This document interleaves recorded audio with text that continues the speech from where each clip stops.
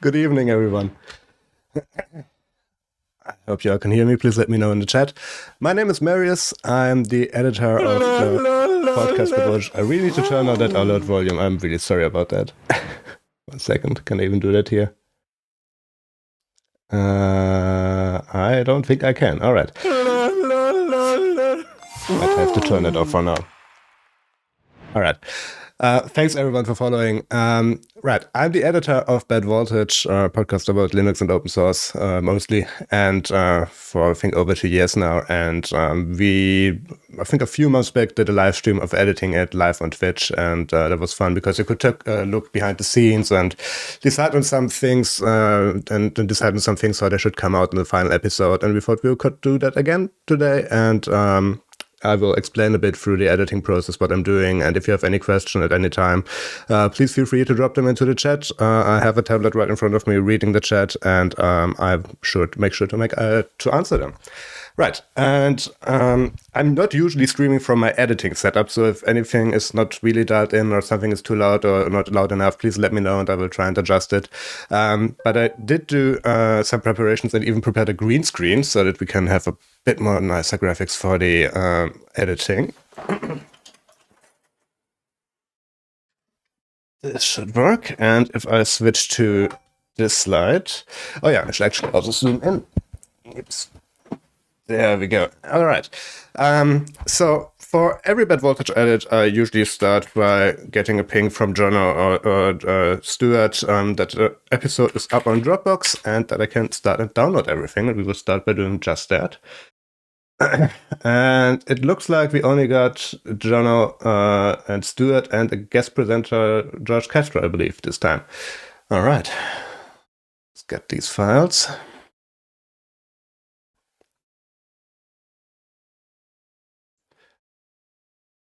Shouldn't take too long.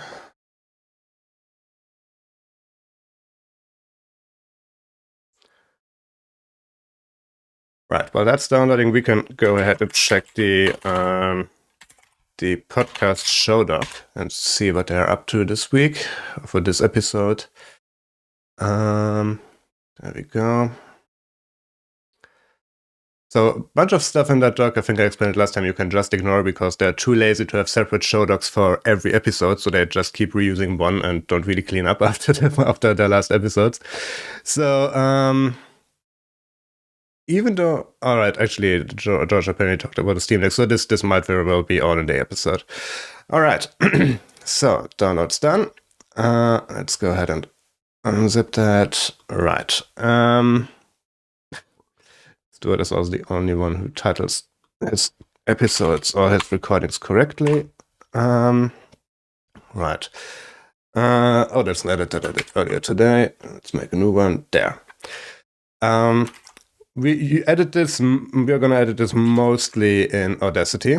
Not necessarily because Audacity is better than some of the other tools that I'm working with, like Bitwig or Logic, but because it's the best to capture and show on stream. And most of the stuff that I'm doing here is like rearranging some of the tracks and cutting out certain parts, and for that, Audacity is perfectly fine.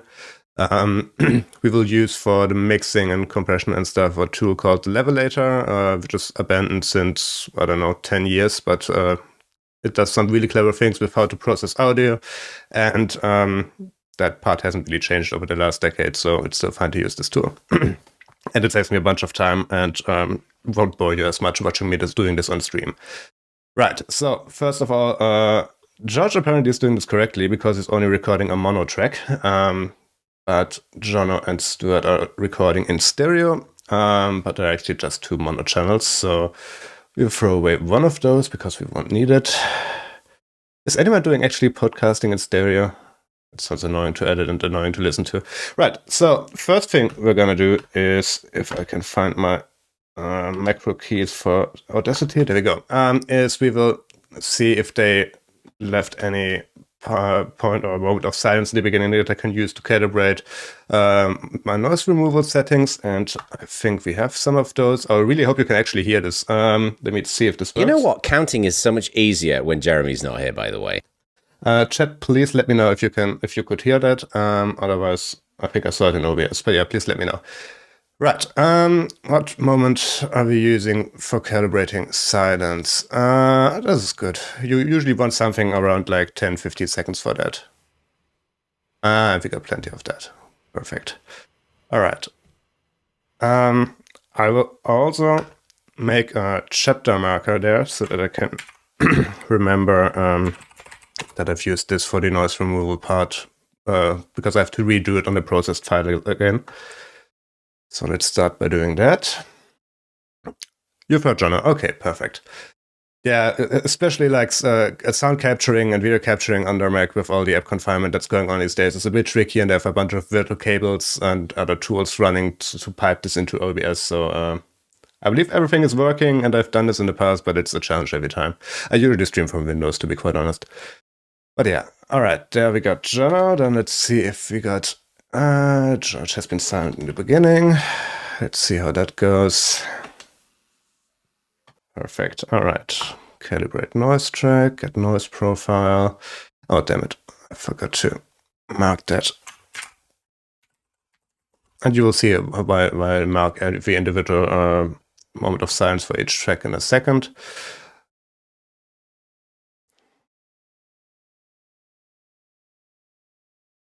Oh, did I even send out a tweet that we're live? I usually forget that. Let me check. I've sent out a reminder that we're going live in 5 minutes. Okay, that's fine then. Right, and oh yeah, so far all the presenters sound fine. But Voltage tends to have at least... Johnny, thanks for the cheer. Thank you very much. But Voltage listeners usually know that sometimes some of the presenters have issues with their microphone, and so far, Jono on Twitter sounds fine. George, right? So it's not just sounds fine. So it might be Stuart this time. Let's see. I went to the US. I realized. Well, that's not too bad. All right, that's work for me. That's always good. All right. Yep. Let's use that for his noise track. I really hope my webcam isn't in the way, but it doesn't look like it. Okay, cool. And after that, we will export every single track individually and run it through a levelator. And they do their magic with like dynamic compression and some noise reduction and leveling and all of that stuff. And then we will go ahead and arrange it. And this is, I hope this is not going to take too long in levelator. Since this tool is actually very old, I'm actually emulating it via running Windows 11 in parallels, but the ARM64 version, and that has to emulate the x64 layers. I'm actually emulating this like twice, so it's not really fast, but it should be fine because this episode is not that long. Oh, they actually seem to have, yeah, tiny bit over an hour. Right, with all that done, we can go ahead and export multiple tracks. Yep, that folder is fine. All right. And then we can put that in levelator. So last time we've edited this, they made sure to take like 2 minutes at the beginning and made fun of me because they knew that I was going to edit this live on Twitch. And I'm going to assume they did the same for this episode, so we'll see.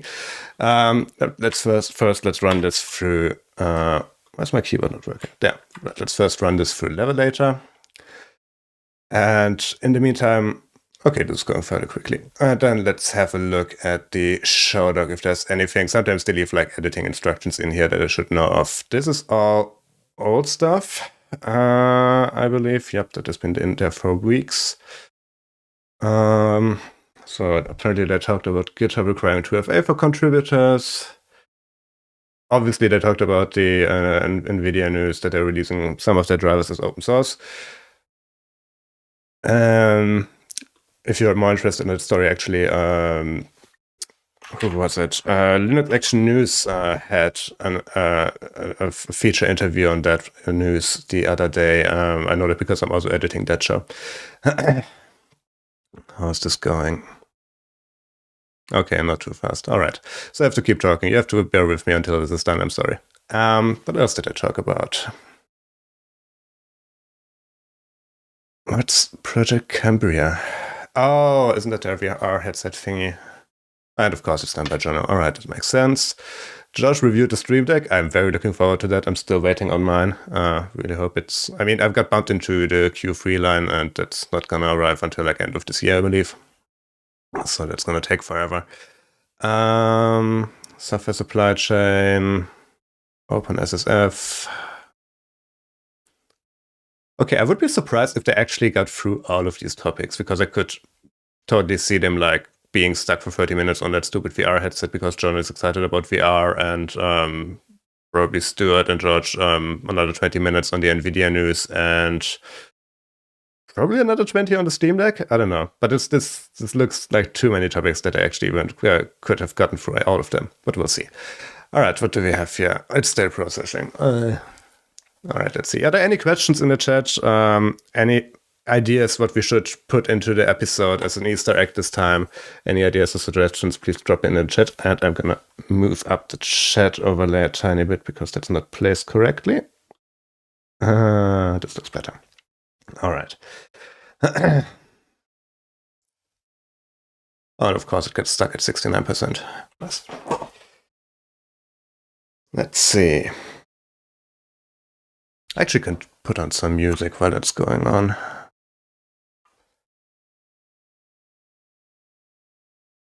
I believe I have some of the like old music that I used over like when I still had like written or when I still reading of like reviews during the show. Let's see what that one is. Oh yeah. I remember Jeremy doing his like Moto G review over this music, I believe.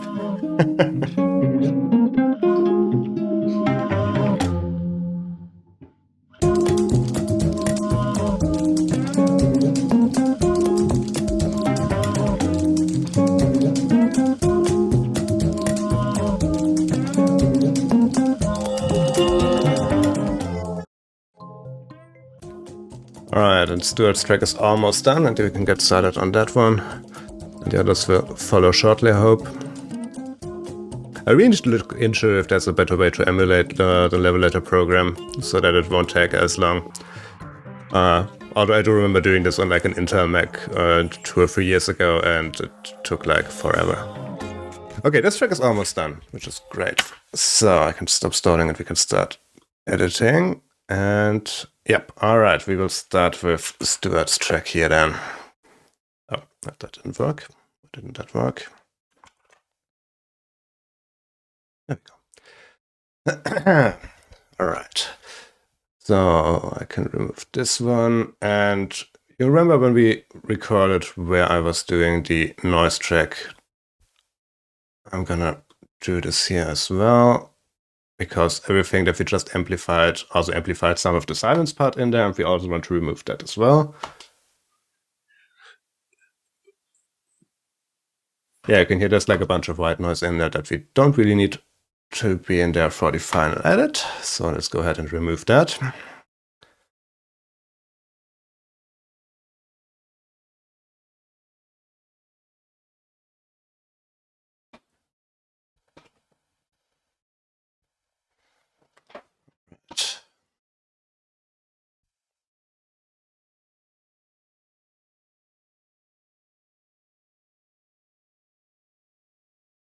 So this sounds good. What do we have here? Needs to renew their passport for exactly the same reason and for exactly the same thing. Didn't realise it was coming up on the date, and it's stupidly queued up. Okay, this sounds fine. So that initial processing run went well. We can keep using that one. We don't need this anymore. There we go. We should probably save this project as well. I mean, Audacity hasn't really crashed on me in a while, but you never know. That might as well happen on stream. That would be embarrassing. Right. Also, this is because this question usually comes up during the live streams. I'm running like an ancient version, Audacity 2.3.3, and I think like 3.2.1 or 1.2 is out already. So yeah, and I'm using this specific old one because that one works with my workflow and all the plugins that I've installed, and some of the newer versions didn't really work. And since I'm editing podcasts and videos for a living, I need to rely on my tools, and that sometimes means relying on like ancient versions of them. So for now, I'm stuck with this version, but every like 6 months, I take a look at the newer version and see if they work or what doesn't work, and then report back upstream, so that I can hopefully someday use the proper version of that tool for my edit. While this is going on, we can go ahead and insert like the intro already, because we're gonna need that in a second. Check that out if that works. Yep, and that's usually too loud. I tune that down a tiny bit. All right. And George track is almost done, which is great. Then we can go ahead with that one. So we got Stuart, and I really hope they did their count to 5 part in the beginning for me to sync this up. 3, 4, 5. Yep, they did. Great. What else do we have here? Okay, George track is done. Then we can go ahead and get that in Audacity.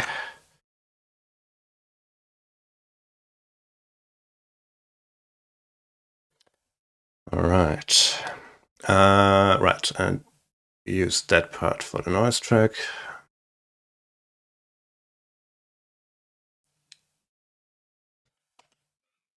Yep, sounds about right.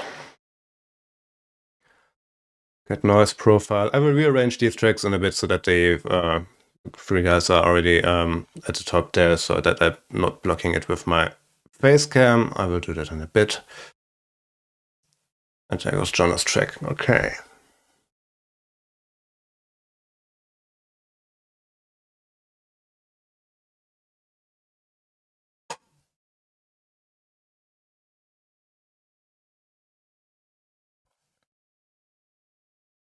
This is pretty convenient with like seeing that the stream has been already going on for like 18 minutes. I usually don't keep track on how long an edit takes me, but usually bad voltage edit takes me like close to 3 hours. But since I'm explaining a lot during the stream and doing a bunch of other things, this might take a bit longer, but that's fine. So we just did George, so I can remove that. And Jono is still processing. Okay. But we can remove the original track. And that only leaves us with Jono. All right. Did he talk that much? Why is it processing? Actually, no. He didn't talk too much. But you can see he's like peaking badly in this. Why is he doing that? Did he change his recording setup again? Yeah. Crazy. Cool. Well, good stuff. All right. Good thing is this is not the distortion is not too bad, so I can actually fix that so it won't blow your eardrums out during listening this in your car, or even worse, headphones. Come on.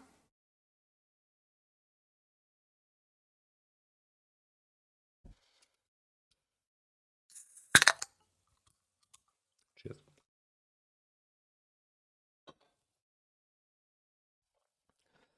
Only waiting for you, Jono, as always. Come on.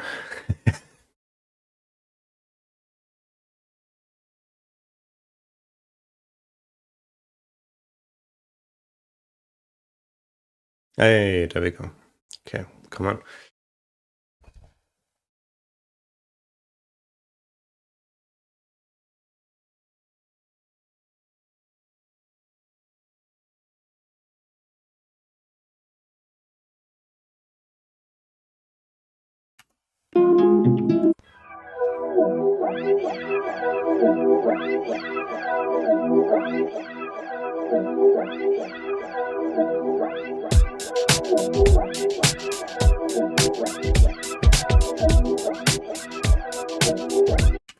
And there we go. All right.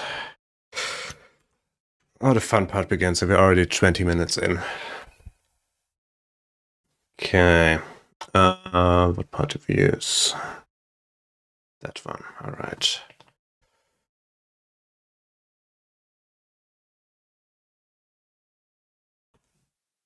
That sounds good. Good noise profile and apply.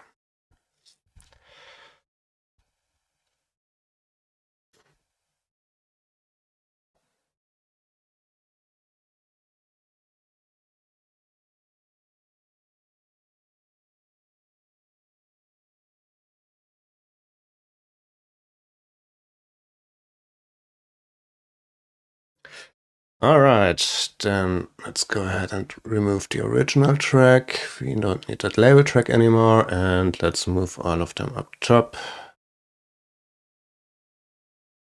I think usually the genre is up top, then there's... Oh yeah, Jeremy's not in this one. Okay, all right, that's why the artist looks different. Right, okay. Got it. Let's see if they synced up at the beginning. I can already do this by visuals. So what we're seeing here is like they're counting like 1 to 10, I believe. And I can use this to make sure all of the guys are in sync. Track that is, not a band. And that looks pretty good, but okay, Jeremy isn't in this one, but usually he's the one who messes up the counting part, weirdly enough. All right, let's see how it sounds. 1, 2, 3, 4, 5, 6, 7, 8, 9, 10. Wait, what was that last one? 10. Okay. All right, this is pretty good. You see they weren't really in sync in the beginning, but that's why they counted 10. 6, 7, 8, 9, 10. Oops, didn't mean for the music to be on there. All right, so we can remove all of that. And we will also go ahead and apply some... no pan settings, but we will apply some noise gate to this so that I can start removing parts when there's silence. Where is that? Otherwise, some of these names in German. Oh, I installed them separately. All right, noise gate. There we go.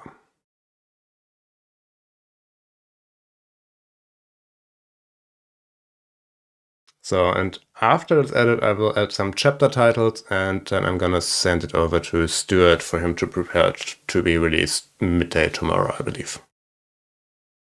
Yeah, today's Wednesday, isn't it? Yeah, tomorrow then. Right. Just checking if I need to come up with any headline to shorten for the chapter title, but this looks already pretty good. I can work with that.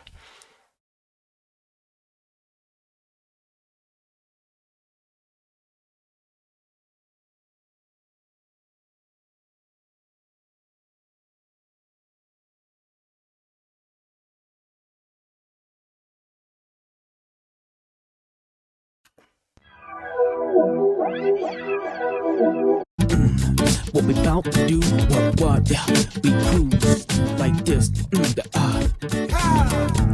Tu me tues avec tes sales manières. Tu me tues avec ton regard vert. Dans les abeilles, t'es toujours vénère. Tes petites nerfs, ton Amsterdam. Shameless, what these clowns do to be famous. I'm never watered down, can't be outdated. Floss all you want, get drunk all you want. Your point is, you're second to my name on the list.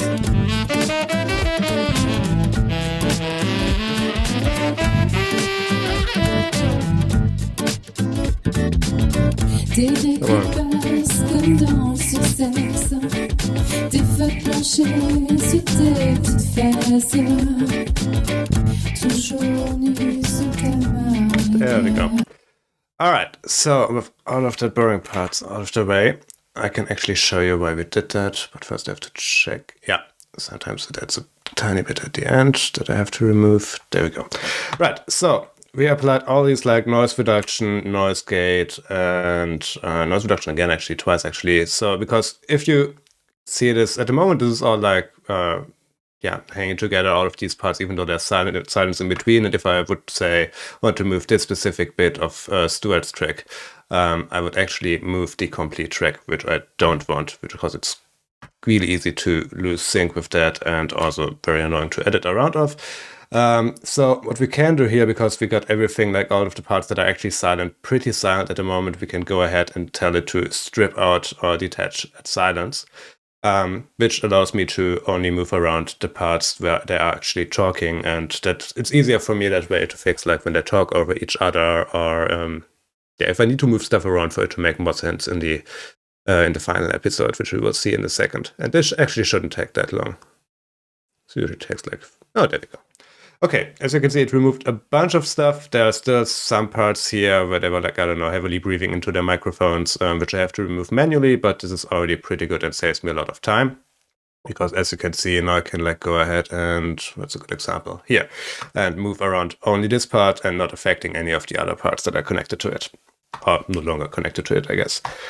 Right, and I'm sure that it said something in the beginning, so let's see how this goes. You know what? Counting is so much easier when Jeremy's not here, by the way. And I felt bad about throwing him under the bus for telling you that he is usually the one who can't count. But okay, there we go. Thanks, Jonah. Here, by the way. He always is, I can count. Bullshit. You can't count. Counting the 10, I mean, you know, Jeremy, there's a lot of capacity there. You only have so much to work with.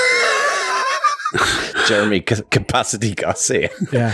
All right. I feel I should be clear, Marius. That previous bit, do not put it in the show. You can put it in the Twitch stream, but don't put it in the show. Here's where we cut out them being jerks to each other. Yeah. I'd like to cut out the last 30 years of my life. You know? All right. Here we go. I'll look up the show number again. Hey, everyone, and welcome to... All right, there's the beginning. So we remove everything that happens before that. Funny as it was. And we will roughly line it up with the intro where it fades off. Actually, we can do this properly now. We have to come back to the intro part anyway, because there's, as you know, as a listener, there's like this pre-intro thingy going on with some like bit that I can put out of context that I have to put in front. But only obviously I don't know yet what that's going to be, because we have to go through the whole edit first to find out what part would be usable for it. So let's see if this works.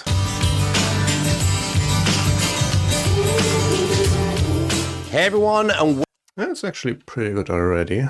Tiny bit more. Hey, everyone, and welcome to... That works. All right.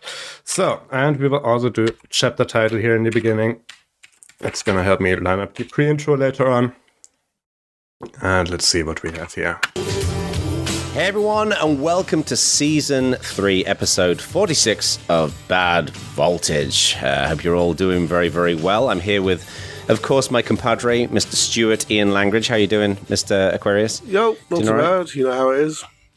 Okay, they're already talking over each other, so let's fix that. What did you say here? Mr. Aquarius, doing all right? Okay, what we can do here, we can cut out that pause, move it over here, and move Stuart's answer a tiny bit to the back so that way they don't talk over each other and it sounds more natural. Langridge, how you doing, Mr. Aquarius? Doing all right? Yo, not too bad. You know how it is. Yeah, I do know how it is, and it's not too bad. Our friend and compadre, Jeremy Beyonce Garcia, is sadly not here today. He is at a world-renowned event called KubeCon, where thousands of people from all over the world have dug out their passports that they haven't looked at in many, many years. They've checked the expiry dates to make sure that they're actually valid. And then they've got on an aeroplane and gone there. And, you know, probably right now as we record this, they're actually at a party having a great time. All right, before we get too far into this. You can see there are like two parts here for Stuart's track that weren't removed automatically because there was like, actually, let's check it out. Okay, I don't even know what that was, but he did some sort of noise, which is why that didn't get removed automatically. Usually when there are like people talking on the main track and there's like only like a noise that you can't even really make out, I won't bother removing it. But since I'm doing this on stream and people will judge me on that, and because I know what happened last time, that happened as well, I'm gonna go ahead and remove that. And also, you can already tell by these like short spikes, this is usually laughing, but yeah, it's Stuart. And this part is probably breathing in or breathing out. So let's see if that's what it is. Pretty much. Okay. We don't really need that. The laughing part is enough. Let's see if this needs any more cleanup. This is probably him breathing in. It is.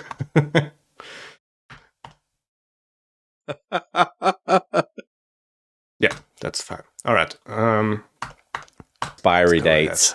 To make sure that they're actually valid. And then they've got on an aeroplane and gone. Okay, but I'm actually gonna go and move that back a bit so that it makes more sense in the context. To make sure that they're actually valid. And then they've gotten an aeroplane and gone there. And, you know, probably right now as we record this, they're actually at a party having a great time. This is so Anyway, unkind of you. Okay. Paella for everyone.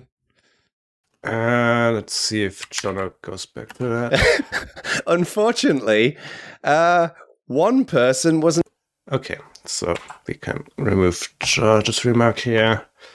actually at a party having a great time. This is so Anyway. unkind of you. Unfortunately, great time. This is so Anyway. unkind. Okay, we can remove that. Party having a great time. This is so unkind of you. Unfortunately, one person wasn't able to read his passport, and we're lucky because he's on the show. So, George Castro, how are you doing? Thanks for having me. I appreciate it. Remember, check your expiration dates, or you too might end up. So glad I didn't have to go to CubeCon this year. Because he's on the show. So, George Castro, how are you doing? Thanks for having me. I appreciate it. Remember, check your expiration dates, or you too might end up being a substitute podcast host while Jeremy's on the beach. I do have a question for you. So, I do have a Okay, we can clean that up a bit.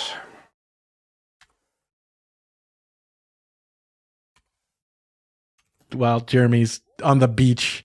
I do have a question for you. So, Sure. when did you realize? Like, when did you notice that it was? And walk us through that moment, because I can Yeah, only so, imagine like- how your stomach sank. Like, you know how you have your passport and you look at it all the time, but you're traveling, right? And then I had put it away and I was like, oh, I think I'm good until like 2023 or something like that. Yeah. And then it was like in a box. And I went in there and I was like, no, off by one error. And if I would have caught it 2 weeks before, I could have expedited it. Yep. But it was like a week before, and I'm calling agencies and You couldn't do it like, Yeah. I thought you could go to some place. All right, let's do some cleanup here. Before we skip over it completely. Don't need that. And, is it selecting that? Where am I? There. You don't need this. All right. a week before, and I'm calling agencies and You couldn't do it like, Yeah. I thought you could go to some place and, you know, you pay like $500 and Yeah, the so- government will expedite it in 24 hours. or pre-COVID, something that's like not a problem. But now that, everyone just COVID. stopped wearing masks. Okay, we need to do some rearranging here because they were talking over each other again, roughly by this length, and I will just go ahead and copy some silence in front or after the selective tracks, and that should spread it around without like losing the sync completely. $100 and the government will expedite it in 24 hours or something like that. Yeah, pre-COVID, that's not a problem. But now that, everyone just COVID. stopped wearing masks and everyone's traveling and stuff, the guy's like, well, if you get to El Paso, Texas, we could get you one in 3 weeks expedited. I was like, dude, that's not That's not gonna work. I'm No, I'm not gonna it's go. the same thing. Shit. It's the same thing here. Okay. Don't think we necessarily need this part. Oh man, I'm not gonna go. Shit. Let's see how this lands. That's not going to work. Texas, we can get you one in 3 weeks expedited. I was like, dude, that's not That's not going to work. No, it's the same thing. It's the same thing here. Friend of mine is needs to renew their passport for exactly the same reason, and Yeah. for exactly the same thing. Didn't realise it was coming up on the date, and it's stupidly That's not going to work. queued up before COVID. Yeah. You do the expedite thing. Now they're like, Yeah. he sent the stuff in, and he hasn't even heard back that it's in the queue yet, and it's a couple of weeks in. I'm assuming then this conference is outside the US, is it? Yeah, it's in Valencia, Spain. It's beautiful. in It's like Spain. on Oh. the beach. The Twitter stream of pictures looks amazing. Yeah, and it wasn't expired. Remember, there's a window depending on each country, right? So it expires within a 6-month window, Oh, right? okay. Then you Yes. can't go, right? It's Yeah. not just your Right. expiration date. It depends on where you're going, and they always say when it's the last year, that's when you should start filing your stuff. So I think. I tell you what, man, Oh, you're a strong. Okay. I'm gonna cut off Stuart there, so we can remove that. Also probably remove everything until here. And let's see. You know, that's when you should start filing your stuff. So I tell you what, man, you're a you know, There's one part that you probably wouldn't even have heard, but it's triggering me. Yeah. Sound. you know, that's when you should start filing your stuff. So I tell you what, man, you're a stronger man than I am, because if I couldn't be there, as far as I will be aware, as far as I will be concerned, that event will be dead to me. I would not be looking at any of it on Twitter. I know. Like raging FOMO. I know. I just miss my friends, though. You know, I'm glad they're all having a good know. time. You see new people getting into projects and stuff, and it's cool. It's cool. No, yeah. I am 95% sure. I'll have to check in the drawer, but I think it's exactly 3 years to the day from today that my passport expires, 2025. Yeah. So I'm okay. You should probably set that Google Calendar, set that reminder like 5 times. I have, you have to, you probably don't know, when you travel into the US, you have to get a thing called an ESTA. ESTA. Right. I don't quite understand it. And you have to get a new one every 2 years. And last time I went to the US, I realised mine had run out while I was stood in the queue to check in a bag in the airport. Oh, no. So I stood there on my phone and renewed it as I inched closer to the check-in desk thinking, oh my God. And I thought if I get there and they go, it's not done, I'll be like, no, but it's done. Here's the receipt. Look. I'll say, yeah, but it's only done 3 seconds ago. It doesn't show up on the system for 2 days or something. Yeah. That sounds like an M. Night Shyamalan movie. Yeah. Okay, can remove that, I believe. Yeah. That sounds like an system for 2 days or something. Yeah. That sounds like an M. Night Shyamalan. Which would even need that? System for 2 days or something. Oh, dude, that sounds like an M. Night Shyamalan movie. It was a weird moment. I'm there going, for God's sake, don't cut out on me now. Come on. Yeah. And it was all fun. So that was lovely. And to be fair, you know, like to Axe's point, I'm busting your chops about your passport, but I think all of us, when's like yours the only time you really, the only time you really look at it, like, is that when you're double checking that your passport's in your bag. Like, this is what happens with me. Like, the day that I'm flying, I'll check. Oh, thank God. Because I was more worried about the COVID stuff. I was like, here's my vaccine card. I've got it, in triplicate. I've got my tests in my thing. And then just getting back up to speed into travel. I don't know how many of you have gone back on the road, but stuff is in the wrong. Don't hit that. I don't know how many of you have gone back on the road, but stuff is in the wrong pocket now, and you're not as efficient. And like, I feel like I used to just be able to turn around and, now I'm just like relearning. Well, it's a muscle that's. I haven't left the flat for 2 years. Now I'm just like relearning all sorts of stuff. Gone back on the road. I haven't left the flat for 2 years. Exactly. Like, my laptop bag has dust on it. Like, it has dust on it. The worst thing is you go to your laptop bag, you're like, oh. Can't really fix that, so let's decide what part we actually want in the episode. It's been on the road to Shifnal. Okay, we can keep the laugh and remove the remark after that. That might work. I haven't left the flat for 2 years. Exactly. Like, my laptop bag has dust on it. Like, it has dust on it. The worst thing is you go to your laptop bag, you're like, oh, here's that hot. The worst thing is you go to your laptop bag, you're like,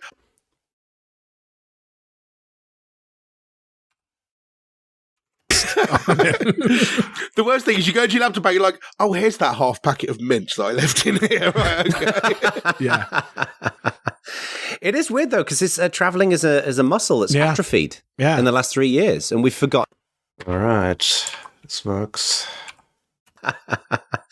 It is weird though, because traveling is a muscle that's atrophied in the last 3 years, and we've forgotten how to do it. Yeah, I went to England. I went to England, and I didn't have a travel adapter. I would never have made that mistake previously. The last time I travelled anywhere. Never have made that mistake. Wow. Previously. The last time I travelled anywhere was to see you lot at Scale. Right. When we were coming back from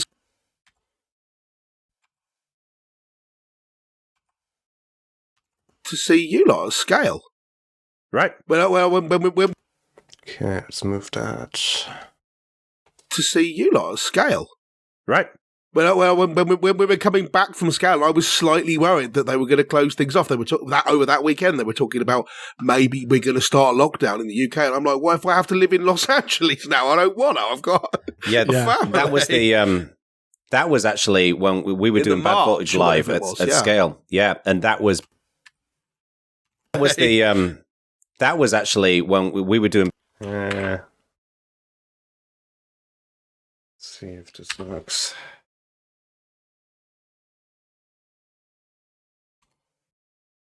I've got a family. That was actually when we were doing Bad Voltage live at Scale. Yeah, and that was. Don't need that.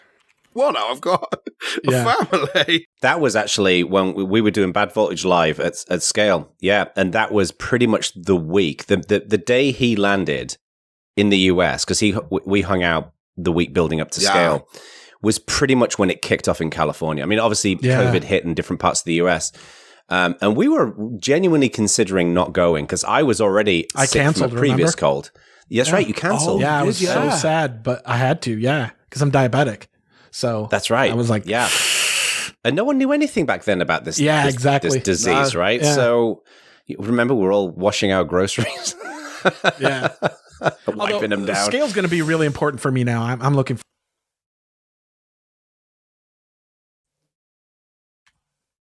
Okay, let's remove that and let's fade that out so it doesn't sound too cut off. Wiping them down. Scale's going to be really important for me now. I'm looking forward to going. And KubeCon North America is in Detroit, so eventually they all just come here. So I'm like, hey. You've been lobbying for conferences in Detroit. Okay. Remove that. Let's remove that silence in between there and just come here. So I'm like, hey. Dude, you've been lobbying for conferences in Detroit as long as I've known you. Finally. I'm volunteering to help with the social stuff and stuff. So hopefully y'all will, if you come, you'll enjoy some of the great local stuff that we have. When is KubeCon in Detroit? It's in October, is it? October, yeah. Okay. This is like all the fun part that you don't get to hear because I'm doing all the cleanup. Local stuff that we have. When is KubeCon in Detroit? It's in October, is it? October, yeah. I might come out for that. Yeah, CFPs are open now, I think, because you know that cloud native train just that's all. Which is why editing such a show takes so long. It usually the formula is like length of the episode times number of participants. So in that case, roughly around 3 hours with some of the mixing and exporting and chapter parts that I'm also going to do. 3.5 hours, something like that, usually. We'll see how this goes. So I got the timer here. We're already like 45 minutes in, so we probably hit the 4-hour mark for this one. Detroit, it's in October, is it? October, yeah. I might come out for that. Yeah, CFPs are October, yeah. I might come out for that. Yeah, CFPs are open now, I think, because you know that cloud native train just it's always moving. So keeps going, keeps going. A lot of work. All right, well, it's you know what, KubeCon's loss is our benefit. It's great to have you, George. Thanks for having me. Like literally pinged George. I think it was yesterday. Fancy coming on Bad Voltage, and you just said send me an invite. Yeah, that was it. I get two positive things that Jonah only ever messages for two things: new music to listen to. Yeah, or to guest star. So that's right. I get that little notification. It's like, all right. And when did Ghost last put an album out? I mean, it's been ages. I did. I worked out for it this morning. Thought about you. Tanesh, hey Mika, how you doing? I'm honestly surprised you use Audacity. I mean, since I'm doing most of the like hard parts, not really in Audacity, but I did all of the mixing and stuff in Levelator and some of the post-processing afterwards in a different program. I'm really only using Audacity to rearrange some of the parts, like moving parts of the track around. And I'm not necessarily using Audacity for every show, only for some shows that I'm editing. But since this is really good to visualize and have you, and for you to have something to look at while I'm doing this, I'm going to do this in Audacity. But really only all I'm doing is like moving stuff around. And for that, Audacity is perfectly fine. Also, keep in mind, it has been around for 15 plus years, and they're actually really good at what they're doing now, even though I'm using an ancient version of it. So, don't really knock it. It's a really good tool. New music to listen to? Yeah. Or to guest star. So, That's right. Get that little notification. It's like, all right. And when did Ghost last put an album out? I mean, it's been ages. I did. I worked out for it this morning. Thought about you. It's good, but it's not that good. All right, so a joke specifically for Dave Megan. Okay, lots that we don't need. Good. All right, so before we... Okay, that party's probably going to repeat, so let's get rid of it. Oh, man. We don't need that. Let's keep the oh man in there, but not the breathing. And we also don't need this. Let's see. For Dave Megan's nickels.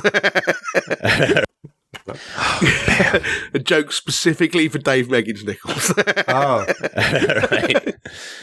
So we should talk about some news. There's lots going on. And George, given the fact that you are the guest of honor, do you want to kick us off with something? Yeah. So this first one's from the GitHub blog. All right. And now we finally get to the topics. I think that was the longest intro that I've done in a while. Where can we put that chapter marker? Nichols. Right. So... yeah, we probably have to start it at the very long end. So we should talk... Yeah, all right. And we start with GitHub. And we'll use this headline. We will shorten it down a bit. And I think that might already be good enough. So, GitHub start requiring 2FA for contributors. That's short and catchy. That works. Right. So, yeah. Remove that part.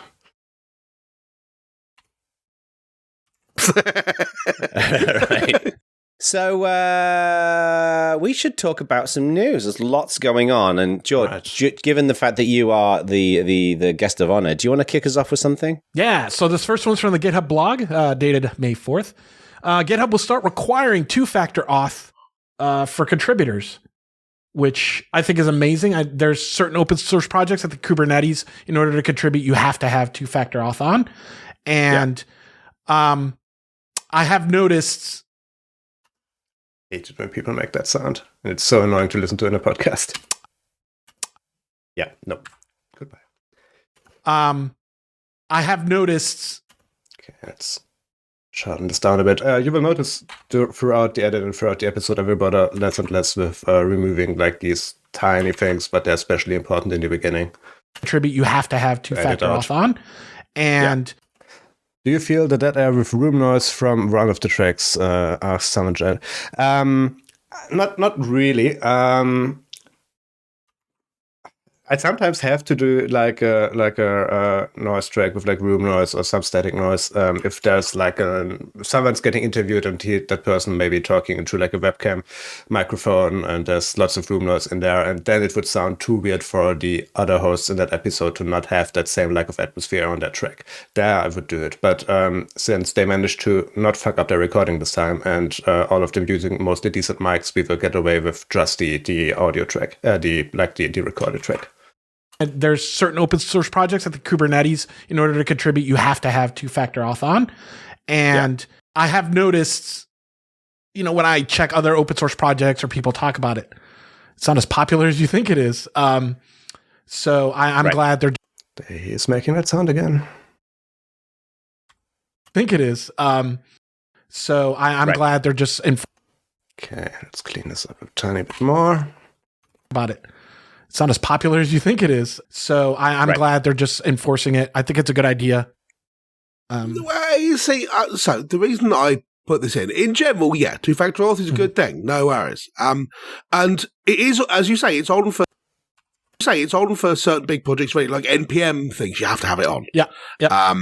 But they're gonna basically anyone who does anything which is some kind of editing thing. it's going to require two-factor. So, approving pull requests, Thanks, Jelly, for the follow. Making commits, using GitHub Actions, all that stuff. I don't know if you will need two-factor auth in order to file issues, and I assume you will not. But you might need to in order to close issues or something. I'm not sure of the exact detail. But I like two-factor. Okay. The exact detail. But I like two-factor auth in like concept. But as more and more places bring it in, it worries me a bit because a lot of them, they want something like TOTP, the Google Authenticator or something like that. Yeah. But that's such a massive pain to move from phone to phone. And I'm kind of worried. Every time I'm asked for two-factor auth, I'm like, yep, no problem, send me an email. Happy with that. No problem at all. But increasingly people are like, well, we don't want to send your emails. We want to use like a magic app on your phone. And I'm like, until the first time I drop my phone in the bath or I leave it in the pub and then I can't sign into anything. And it's not like that never happens. And moving from phone to phone, if you're actually using the Google. Right. So what's happening here is they're like saying and right throughout the episode. And I remember doing this, especially from like Jono's interview podcast that I'm also editing, Conversations with Bacon. You should check it out. There is, to keep the conversation going, there's like lots of like affirming yes and stuff, but that's actually really annoying to listen to, but very useful to keep an interviewer or someone you're interviewing keep talking. But we are going to cut this out mostly to keep this episode clean and easier to listen to. Magic app on your phone. And I'm like, until the first time I drop my phone in the bath or I leave it in the pub and then I can't sign into anything. And it's not like that never happens. And moving from phone to phone, if you're actually using the Google Authenticator, so it's all just TOTP. All right, Jelly, we'll probably not hang around for the entire stream tonight, but I'm very interested in your post-processing once the edit is finished. So hopefully the video will be available VOD. So the stream should be available, or the recording of it should be available for a few more days on Twitch, and I will also export it to my YouTube channel, and I will drop a link to... I don't know if I'm going to keep the video up or if I'm going to make it unlisted, we'll see, but I'm going to drop a link into the Bad Voltage Slack and on the forum, so you can watch it later if you want to, if it's already gone on Twitch. Thank you very much for tuning in, though. And Michael, you're going to bed early. What time is it over there? Like 10 p.m.? It's too late. Good night and take care. Take care too, Michael. Great seeing you, and I hope I can talk to you soon. And moving from phone to phone, if you're actually using the Google Authenticator, so it's all just TOTP or HOTP. I forget which one. Top of the pops. Yeah, that's what I thought it stood for. What's it stand for? OT is. What's it stand? What's it stand for? OT is one time. Shut up. I don't know. One of the T's is a token, I think. I think token is something. So I think one of them is... So I think TOTP is time. So because it's time-based, and the other one is how many you've done based or what. All right. By the way, I just saw on my streaming live dashboard thingy here that I'm at 99 followers. So if one of you is watching and happens to be logged into Twitch and hasn't followed my channel yet, that would be really appreciated. You could be the 100th follower, and I have no idea what to do for a giveaway because I haven't really prepared for that. But it would be cool. So let's go ahead. No. One of the T's is a token, I think. I think token is something. So I think one of them is... So I think... Okay, we're gonna... Yeah, all right, we're gonna split this up a tiny bit so that they don't talk over each other too much. Shut up. I don't know. One of the T's is a token, I think. I think token something. So I think one... Okay. That works. Top of the pops. Shut up. I don't know. One of the T's is a token, I think. I think token something. So I think one of them is... So I think TOTP is time. So because it's time-based, and the other one is how many you've done based or whatever. But anyway, so Google Authenticator is just an implementation of that. It's not some kind of secret proprietary Google thing. But you can export stuff from Google Authenticator into another Google Authenticator, both on Android, as I understand it. And as far as I'm aware, everyone else just hasn't dealt with this problem at all. And it appears we have a winner. Andy55, thanks for the follow. You're the 100th follower. Oh, damn it. On my Windows setup, I would have a shortcut for some like animated fireworks, but I don't in this one. Thank you very much for the follow, though. Google Authenticator into another Google Authenticator, both on Android, as I understand it. And as far as I'm aware, everyone else just hasn't dealt with this problem at all. And it's it's funny. I put everything in one password, and it's amazing. Okay. Don't need Jono over this because he didn't finish his sentence. But what's Josh saying? I put everything in one password, and it's amazing. Okay, we kind of need that part. So let's spread this out again. This one before. Yeah, that looks good. Let's see. Oh. Yeah. Josh just hasn't dealt with this problem at all. Yeah. And it's kind of worrying me. I put everything in one password, and it's amazing. It's funny you say that because But one password is not two-factor. It's one factor. Okay. Second time, John didn't get to finish his sentence, but it works for the edit. Word, and it's amazing. But one password is not two-factor. It's one factor. Yeah. If someone says we want to do a second factor auth, you can't go, okay, I want one password to be my second factor. They're like, no, because that's already where your first factor is, the password. Yeah. Okay. I could swear the guys had a discussion on the show about 2FA before, but okay. Because that's already where your first factor is, the password.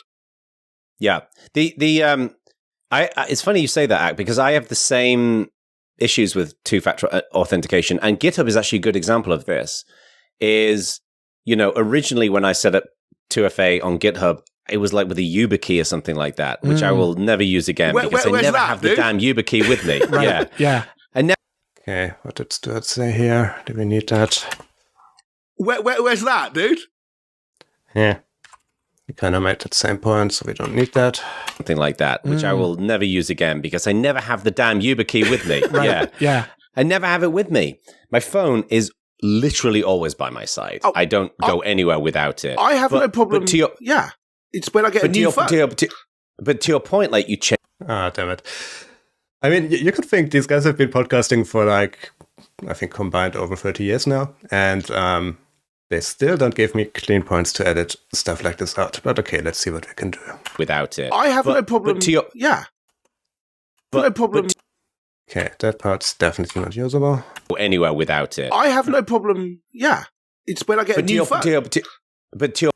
Okay, we need to cheat a bit and piece this together in a way that it makes sense, not necessarily what the context was, but we can do that. We will keep the yeah here, and then we can go back to Jono, I believe. Always by my side. I don't go anywhere with. Don't need that. I don't go anywhere without it. Yeah, it's when I get a new phone. Okay, this works. All right, let's get rid of that. Remove that parse. That part's not really usable. It's when I get a new phone. Nope. And Jono's answer as well, but we can cut back to it, and it should make sense. Let's see. On my side. I don't go anywhere without it. Yeah.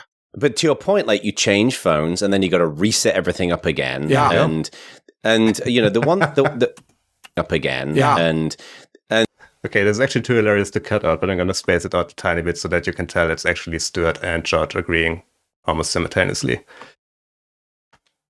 And then you got to reset everything up again. Yeah. And to me, what I 9 times out of 10 end up doing is just having it send me a text with the code. So I'm either send me an email or send me a so I'm Don't need that. Geez, you make these guys seem good. They sure like to talk over each other through recording over Zoom or whatever they use. Obviously doesn't have. Yeah, I mean, haven't met. Wait, did I ever met Jono in real life? I don't know, but I've definitely met Stuart a bunch of times in London, and Jeremy when he was at FOSDEM, I believe.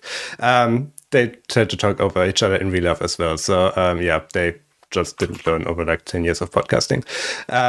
But yeah, this was actually like really convenient. I didn't expect it to work out that well. But usually since everything, you can't really make up anything new. The parts that you get is what you can work with. And sometimes it works out, sometimes it doesn't. And sometimes I even have to like cut out the whole sentence for it to not sound weird, but it still works in the overall context and stuff. But yeah, this is why editing takes so long. And this is the part that you usually don't get to see. And ideally, you're not even supposed to notice it while listening. It should sound naturally, and that's what I'm trying to do here. Is by my side. I don't go anywhere without it. Yeah. But to your point, like you change phones and then you got to reset everything up again. Yeah. And to me, Actually, no. Thinking. Reset everything up again. Yeah. And to me, what I 9 times out of 10 end up doing is just having it send me a text with the code.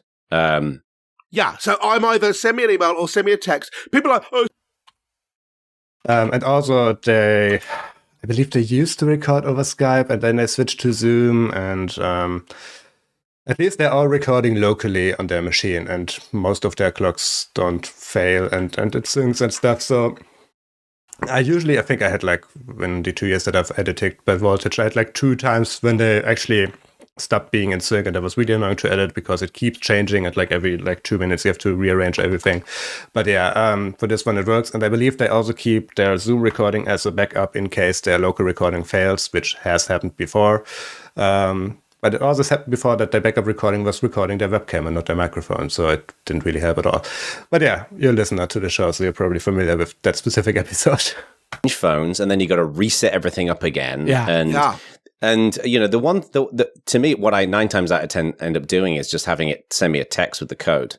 yeah, so I'm either send me an email or send me a text. People are like, oh, stop using SMS, man. It's so unsecure. Why can't you use it secure? And I'm like, just shut up, because I know I'll get SMSs.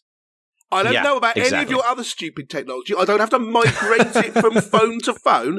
SMSs just works, and email just works. Stop trying to break it and make me use some stupid thing you've made up, which 5 years from now you'll be bored with and I'll be locked into.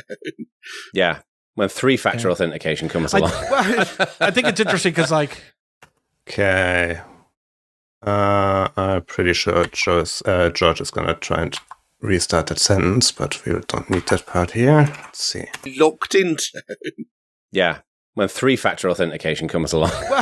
I think it's interesting because, like, if people are like, Oh, I didn't. Okay, but then we can move that closer together. Let's see. I think it's interesting because, like, if people are like, if you look at GitHub's target audience, right? You have like your hobbyists, and then you have like your professional, you know, developers or whatever, right? Like, my job is in GitHub, right? So, like, obviously, I'm expected to keep that stuff, tight. But I can see someone saying, "Oh, I just want to push my stupid Raspberry Pi scripts, onto the internet. Why do I have to, do all this?" Or maybe you have hobbyists doing, that kind of stuff. But in my mind, it makes it. Okay, I don't need any of that stuff, but. In my mind, it makes sense for GitHub because technical people can, much as to Axe's point, it's annoying. They can figure it out. It's not to me, it's hard. Yeah, it's but it's universally confusing to a lot of consumers. Yes. For sure. I mean, so there are What's that being? Yeah. All right. Thank you for that. Confusing to a lot of consumers. Yes. Oh yeah, for sure. Yeah. I mean, so there are so 2 other ones. Not starts doing that noise again. Yep. So there are so 2 other ones I have to use for Okta for signing into one of the companies I work with, and you have to install their app for that. And so I had to install that when I got the new phone. I had to install the app on that and then sign up again. And they only supported Okta. You couldn't use another app. No. Got to use Okta. Okay, I'm gonna spread that out a tiny bit. This should be enough. So what I'm doing is I'm like copying silence, and I'm gonna paste it on all 3 tracks before or after the parts that I want to move, and that way it keeps staying in sync overall. But that specific part is spread out so they don't talk over each other too much. All the app on that, and then sign up again, and that was. And they only supported Okta. You couldn't use another app. No. Got to use. Yeah. Okay. Tiny bit more. Use another app. No. Got to use Okta. Now the Okta implementation of 2FA is quite nice. It just sends a push message, and then it pops up on your phone. And the other one is signing into Google is 2-factor, but that's because on every device I own, it pops up a thing going, "Are you trying to sign into Google?" And that's fine. But as far as I'm aware, you can only do that sort of thing if you are Google. It doesn't work if you're trying to sign into some random thing because you're not going to have an app on their phone. You're not going to be able to just pop up notifications on every device. Okay. every device. I just shove everything in one password. It supports my Google. It supports I've had it support Okta before, but a lot of this stuff is like what your organization configures, right? How does it Exactly. So, how do you do that cross device when you get new phones? Or have you got it all stored? Your organization configures, right? How does it Exactly. How do you do that? Okay. This might work. Configures, right? Exactly. How do you That's a bit too long. Configures, right? Exactly. how do you do that cross device when you get new phones? Or how do you do that?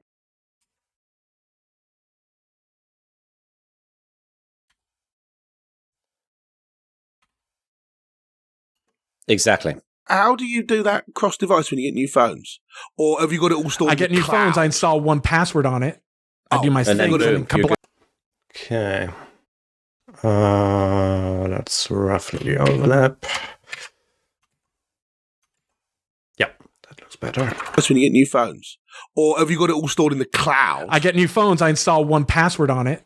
I do my and thing. then boom, you're good to go. It's just there. Oh, because it's all stored in the cloud. Yeah, of course. Okay. Are you paying for it? Oh yeah, I pay. It Oh, right, okay. easily is worth it. Right, It's like okay. $12.99 for a family plan. I put my GitHub recovery code. Those printouts of the stuff. Like I used to hang them on. Everything on my goes in board. there. Yep. Yep. I put my COVID certificates. I put my vaccination card. Like I put all. I just have found, and I know. Card, like I put all. I just have found, and I know the Linux. Do you guy not use the inside of password you manager? Yeah, he's pass. What's that? Bog standard Unix password manager, and then just it pass actually like CLI. it actually stores the stuff in Git, and then it syncs with my phone. Oh, okay. Interesting. I see. Yeah. So I've got stuff, and it's GPG encrypted. So right. So they're not stored in the cloud, but they are stored on my machine and then gitted around. Yeah. Yeah. So I gave up on that stuff a long time ago. This is not something that I. Okay. I gave up on that stuff a long time ago.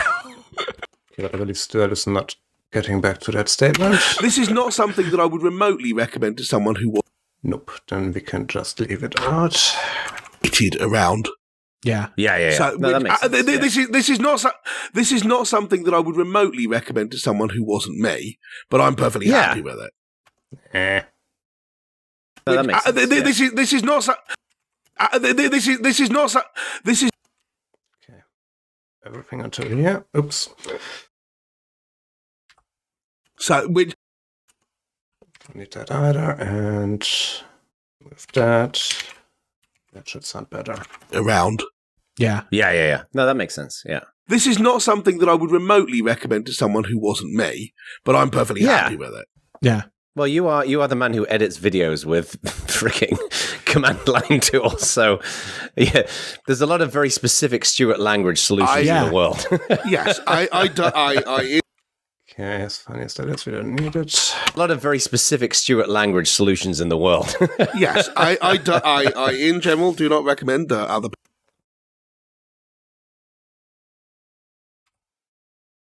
language solutions in the world.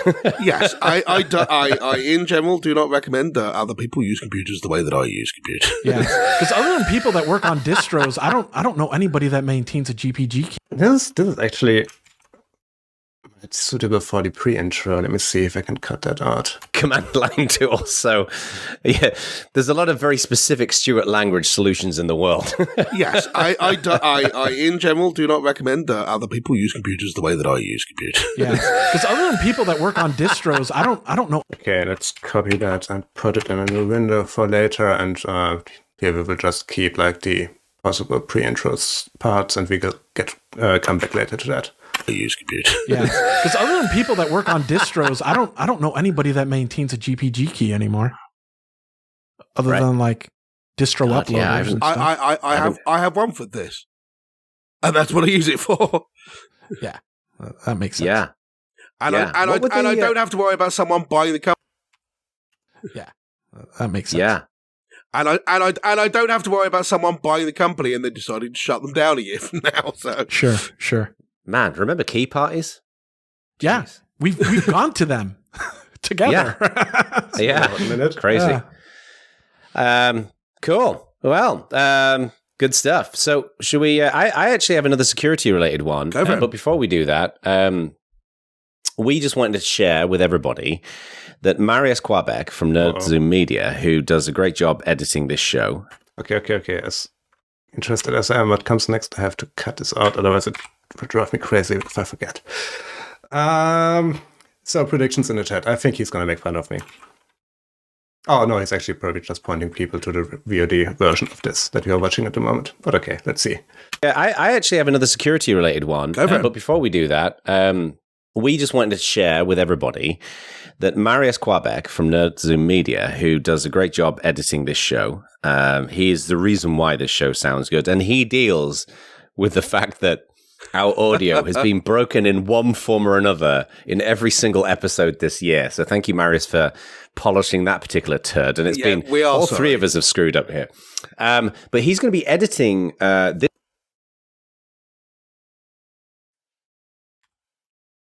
Yeah, we are sorry. Okay. Particular turd, and it's been all three of us have screwed up here. But he's going to be editing this show. Actually, let's move this over here. Lettery will get you anything, yeah, pretty much. Turd, and it's been all three of us have screwed up here. We are sorry. But he's going to be editing.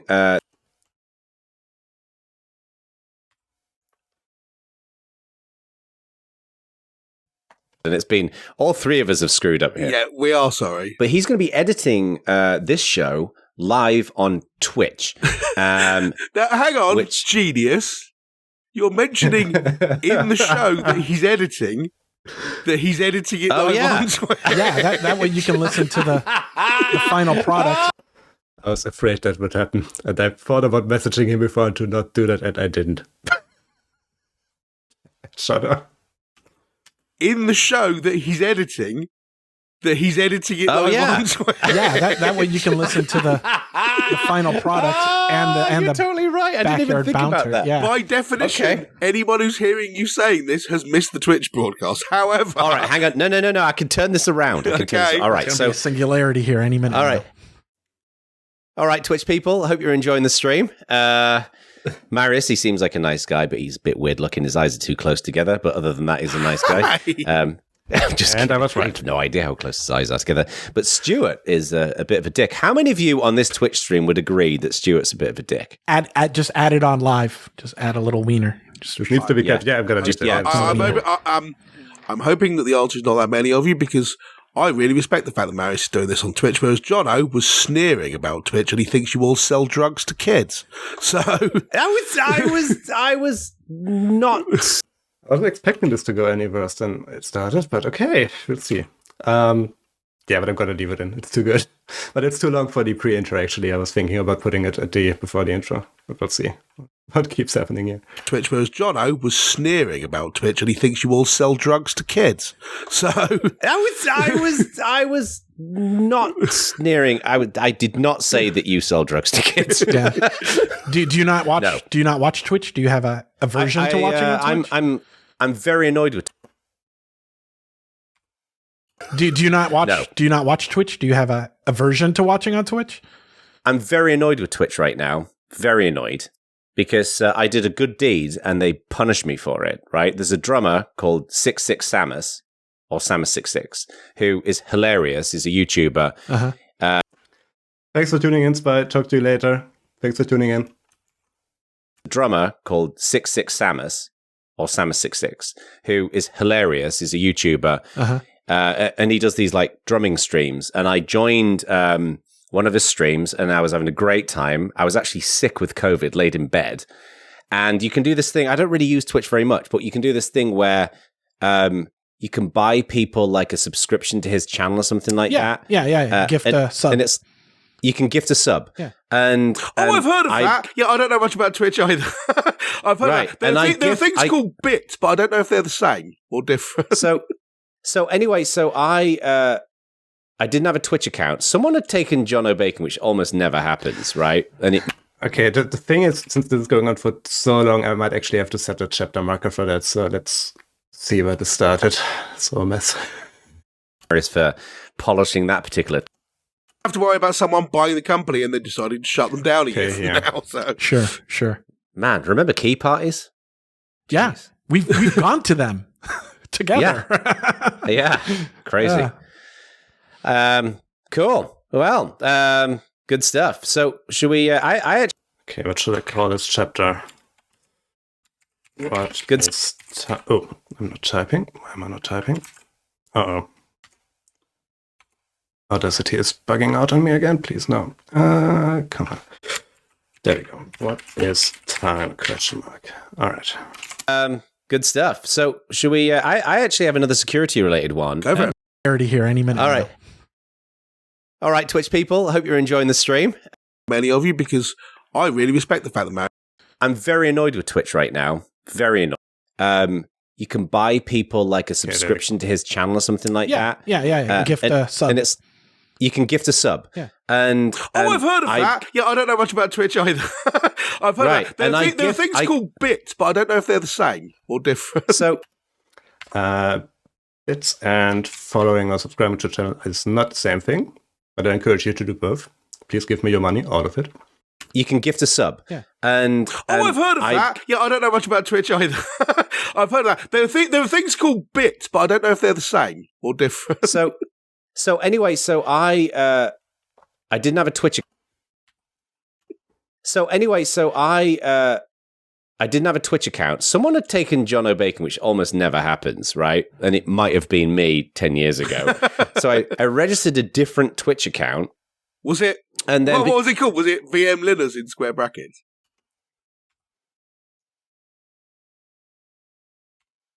a different Twitch account. What was it called? Was it VM Linners in square brackets? Okay, this usually never works if I encourage viewers to do this, but thank you very much for the Prime sub. And I believe since Amazon acquired Twitch a few years back, if you have Amazon Prime, you have like one free sub a month that you can throw in there, and it's not at any cost to you, but it's going to help me out greatly. So thank you very much. 10 years ago. So I registered a different Twitch account. What was it called? Was it VM Linners in square brackets? No. It was Axemania. Axemania. Oh, And, wow. That's and you know, and interacting with he has a great show. So I gifted 20 subs. It was like $80 or something like that. Yeah. Just because I thought, like, I don't do this. Clearly that guy works his ass off. Yeah, for sure. And all the rest of it. So I gifted 80 subs, typed in the credit card details. And then a couple of days later, my account got banned for fraud. All the automation around banning people is just so awful these days. Like, so I said you can click on this thing to appeal it. I mean, to be fair, as a fellow Twitch streamer, I should probably explain what happened there. Jono was gifting an absurd amount of subs with a newly created account with a credit card that was probably never registered in the Twitch system before, and obviously that got flagged as probable fraud. So, that's not too uncommon, and maybe they held back the transfer, and that triggered the final ban. But yeah, that's not uncommon to happen. You have to kind of build up that for your account to not be flagged as spam or as fraud. That guy works his ass off. Yeah, for sure. And all the rest of it. So I gifted 80 subs, typed in the credit card details, and then a couple of days later, my account got banned for fraud. all the automation around banning people is just so awful these days. Like, so I said you can click on this thing to appeal it. I went and wrote down, like, at least in my I wasn't quite this snarky, but I was like, basically said, from my definition of fraud, it's usually not giving money to other people. Yeah. It's usually taking money from people is how it works. And explained it all and put all my details in there and all the rest of it. And, and never got a response from Twitch. Yeah. So I'm quite annoyed with it. Yeah, that's not too uncommon because it happens like thousands of times a day on Twitch, and I don't think the appeals get ever being read by a human. And never got a response from Twitch. Yeah. So I'm quite annoyed with Twitch. And poor 66 Samus, I emailed him and I was like, I'm sorry, man, but like I gifted those subs, but they yeah. And I'm hoping they didn't remove those subs from the people. Anyway, we might do a topic on this in the future or something. The automated auto ban, it like defaults to just smoking people, you know? Yeah. Like I follow a lot of Destiny content creators, and when the big expansion came out, the YouTube algorithm just started to ban a bunch of their content and remove it, you know? That's like their livelihood, you know? And then, you know, the Bungie had to get involved to help them get them sorted out. And I'm just like, man, like it, you know how there's that part of you that you're like, oh man, I could be a YouTuber and stuff, you know? And it's like, wow, what a fragile way to lose your job. Yeah. There's, you know? There's quite a lot of, like you say, algorithmic dropping people off. And it's not even that the algorithm cuts you off for whatever reason. It's that there's no way to appeal because both Google, YouTube and Twitch, which is Amazon under the covers, are not interested in letting you talk to a person to resolve your problem. It's all fill this form in and then we'll ignore you. I mean, they're like, you watched your ad, we don't care. See ya. I've had videos, content ID attacked by record companies. And like, the thing you're claiming is there isn't there. It's not that I'm using your music, but I think it's okay. Or I'm going, no, it's just fair use. You're saying, your music is in here. Your music is not in here. I know the music's in here and it's not that. But there's no way of saying your accusation is incorrect. You're only allowed to say, I am contesting your accusation because I think I'm allowed to use your music. The idea that... Okay, that's weird. From being a content creator on YouTube as well, you can appeal and you can type in like a reason why you appeal, and you can say, hey, what they're stating there is just not in there, it's not accurate. But there's also a bunch of like pre-selected options that you can just tick, and I think they might put away that comment box behind, I don't know, some submenus, and that's why Stuart maybe didn't see it, but I just did this last week, so I know that it's there. Allowed to use your music. The idea that they're accusing you of using music that isn't in there is completely wrong. So Dan Bull's right about this only like 2 days ago. And he's a professional YouTuber. Well, he's not. He's a professional rapper, but he makes a lot of his income from YouTube. Yeah. It's terrible. And I think one of the worst here is Twitter. I mean, I know somebody who, I'm obviously not going to say who it was, who was repeatedly getting harassed from a single account. And this was not like plain text. Like this harasser was copying in this individual's name. And they reported them multiple times. Nothing happened. Yeah. And we hear this all the time with it. But I actually think that's a good point, George. There's a whole show on that. You should do that in the future when Jeremy's back, and you should come on it. I do want to mention one cool thing before we go way too down the rabbit hole. So I'm watching a YouTube video or whatever, and I search for something I needed help. Like, you know how YouTube's really great for you, like, oh man, my washing machine's busted, and you stick the model number in YouTube and you get like an instructional video or whatever. So I'm watching how to clean the filter or whatever. And there's a little $sign in the UI on my TV in my Chromecast. And I was like, interesting. So I click on it and it's like, you can tip this person like $2 or you can like choose or whatever. And I was like, you know what? You just saved me like an entire afternoon of busting my ass, you know, sure. So I click it and then it goes, open your YouTube app. It opens on my phone. It's connected to my Google Pay. I sent him $2 and that was it. It was just smooth. That's great. Yeah, I was like, why does not every YouTube video have this? Because, like, you know, I do want to like take care of people when they're, you know, you have to be. Okay. You know, I do want to like take care of people when they're, you know, you have to be. I don't know the details, but you have to have a certain amount of subscribers and so on before you're allowed to monetize stuff. That's amazing. If you know, I would rather do that than like, you know, buying people really subs and made up currencies. You know, that's great. That's a really slick interface. I like. That's a really slick. Yep, don't need that. So I'll clean this up over here and go. That's amazing. If you know, I would rather do that than like, you know, buying people subs and made up currencies. You know, that's great. That's a really slick interface. I like that. Just let me pay. That's a good idea. And like you say, because it's like what I love about that as well is it's at the point of like you've just had the value, right? It's at the point where you think, you know, if somebody does something nice for you, and then the little I lost that. You know, if somebody. Oh, dear. If somebody does something nice, We can actually remove all of that, I believe. if somebody was Yeah. Oh, did I remove it on all the tracks? Yes. Good.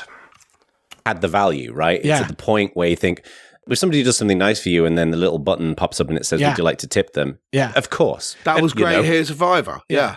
And for Yeah. your social community muscles, Bacon, it let me post a comment and it defaults to like, thanks so much for the content or whatever. And it puts a little badge that Nice. says you donated to the thing and it puts it at the top of the YouTube comments. That's it. I have yeah. seen that. I've seen that. Oh,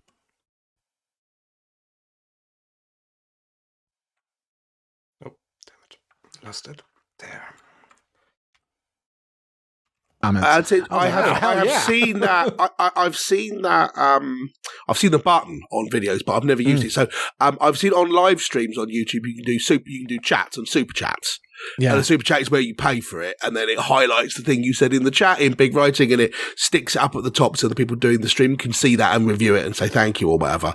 And I've seen because the donate to this video button is pretty new. I think the last month or two, maybe. It is. I was like, oh, is it a new feature? But it doesn't show up on all the. I think that's.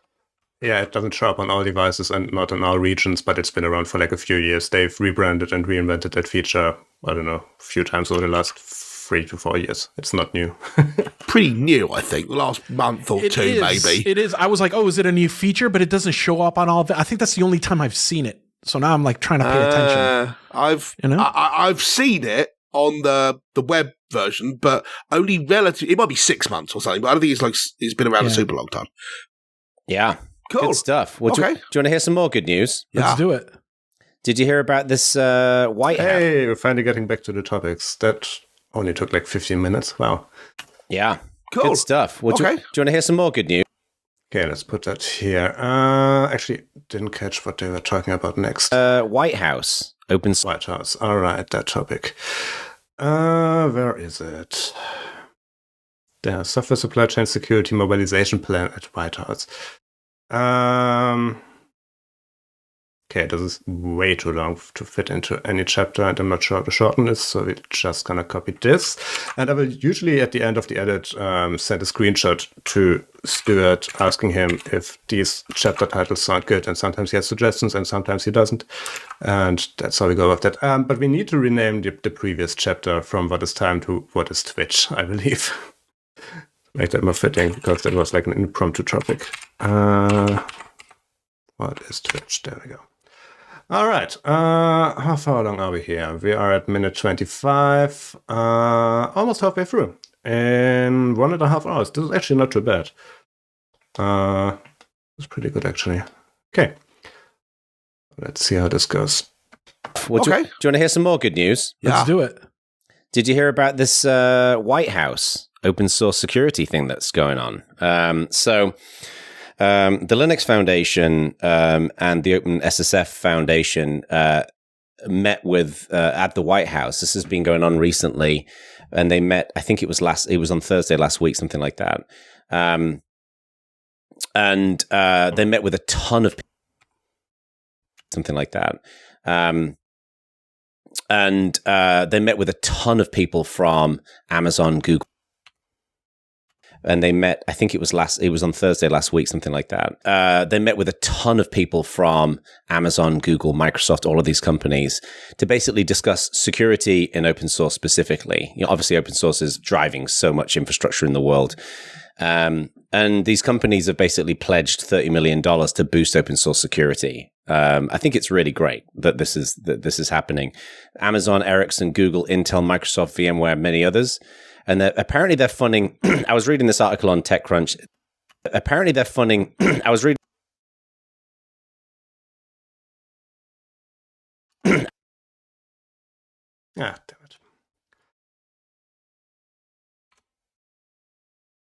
They're funding. I was reading this article on Tech. And apparently they're funding. I was reading this article on TechCrunch. Okay, let's see if this makes sense. Google, Intel, Microsoft, VMware, many others. I was reading this article on TechCrunch. They're funding a 10-point plan that aims to boost. Yeah, that works.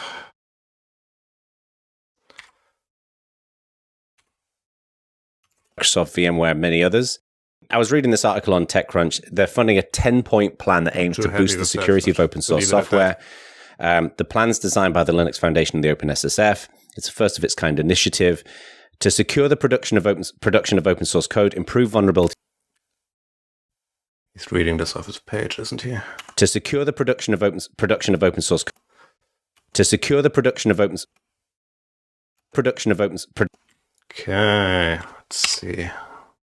To secure the production of open source code, improve vulnerability detection and remediation, and shorten patching response time. It will include the creation of a software bill of. And this is the part that takes time, like every 2 seconds or so, pausing, re-listening, going back, then keep going and stuff. This is why this takes way longer than listening through it. Detection and remediation, and shorten patching response time. It will include the creation of a software bill of materials known as an SBOM.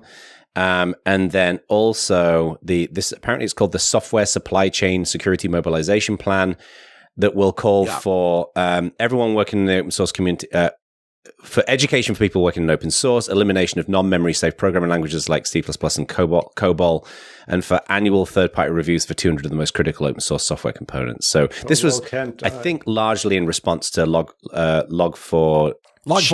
Right. Log4j. Log4j was the library. Log4Shell was the trademarked vulnerability name. Yeah, I love the marketing around that.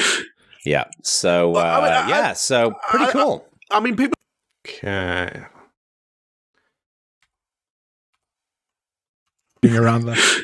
Yeah. So, so pretty cool. I mean, people have been talking about this sort of thing for ages, but the Log4j thing, I think, was the straw that broke the camel's back. Not particularly nice metaphor, but you know what I mean. The thing which made everyone go, many of them we really should do something about this. Okay. Couldn't answer to either of those remarks, so we can just remove them. The camel's back, not particularly nice metaphor, but you know what I mean. The thing which made everyone go, we really should do something about this. And people have been talking about doing this sort of thing, saying, why don't large users of open source spend money on making it better? And this is kind of what they're doing. And neatly, the Linux Foundation are doing it. I mean, sure, there might be people like, oh, I think someone else should be running it, but the Linux Foundation are reasonable stewards for this sort of thing. They know what they're talking about. They've got the money and can spend it. That seems good to me. Yeah. Google are creating a thing they call the open source. Yeah. Google are creating a thing they call the open. Yeah. Google are creating a thing they call the open source maintenance crew as well. That sounds like a cool job. Not gonna lie. Is it like a rap band? Like, that sounds like a cool job. Yeah. What they are, it's like the Wu-Tang. The next 36 chambers is going to be full of people fixing these. No, it's basically they're going to do work upstream on various projects. I mean, Google are quite good at this sort of thing anyway, I think. Mm-hmm. They've got a bit of a habit of building their own stuff instead, but they do also do a lot of work upstream, and this is going to be more of that. But yeah, this is mostly. I think the thing people have been suggesting for ages is, hey, all you huge companies making hundreds of millions of dollars, you wouldn't billions even with a B. There aren't that many who are making billions. I mean, most people on that list are. But the point is, if you're making billions, you can write code while listening to this. I mean, just like it's like a second screen in the background thingy. I mean, I couldn't concentrate on both of that. Although I'm writing like scripts while watching Netflix shows, so I'm guilty of that as well.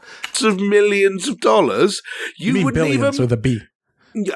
There aren't that many who are making billions. I mean, most people on that list are. But the point is, if you're making billions of dollars, dropping $1 million once a year on this thing means nothing to you, and probably means that, we can afford to pay someone to work on OpenSSL full time. What the heck?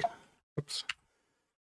Probably means that, we can afford to pay someone to work on OpenSSL full time. How good would that be? I think if you've been around, I mean, this is something that. All right, so cleanup to do here. Full time. How good would that be? I think if you've been around, I mean, we don't need that. In this case, it's pretty simple code. Sometimes I have to switch to music and if the coding gets too deep. Yeah, okay, I can see. Sell full time. I mean, I would love to be able to do some second screen things while editing shows, because that's literally what I do all day. But yeah, as you can see, with everything that I'm doing and pausing every few seconds, that's just not feasible. You can afford to pay someone to work on OpenSSL full time. How good would that be?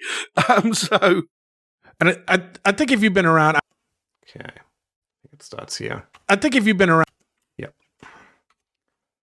I think if you've been around, I mean, this is something that people have been talking about a lot recently. Like if you look at, the KubeCon submission talks, everything is talking about SBOMs and supply chain security and It is, yeah. get to the binary on the device. There's multiple startups, making multiple tools to try to figure this out and stuff. And I think this is going to be the big open source thing that is, how first you had like Linux, then you had cloud native. This part, I think, is the next big thing that will take. It'll be a multi-year effort with multiple vendors, and there's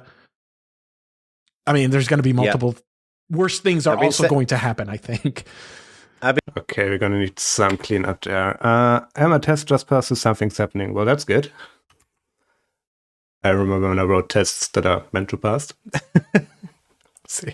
It'll be a multi-year effort with multiple vendors, and there's going to be multiple. Worse things are also going to happen. I think we can remove that part for it just to make sense. Vendors, and worse things are also going to happen, I think. I've been saying for a while now, I think the OpenSSF could potentially be the next CNCF. Yeah, for sure. I think that's going to be the next center of gravity for all this stuff. Yeah. And this 30 million investment, I mean, that's a pretty serious commitment. Yeah. A critic could say, why isn't it more? But crosstalk happening. but you could always say that. Right? This seems like it's 30 million more than we had yesterday. I mean, I don't yet have a very clear picture, but I think that's because it hasn't really been decided yet about how exactly they're going to do this. Yeah. Are they going to employ full-time staff to work on this, or are they going to pay people at individual projects, or are they going to go to someone like Tidelift? What? It doesn't seem very clear exactly what the plan is, but there's going to be a plan, and there is funding for. Yeah, that's what I say. I don't think they're keeping it secret. I think they don't know what it is yet. They're trying to work it out. Yeah. Because if you ask any organization, how much money did your developers just spend fixing your stuff for Log4j, right?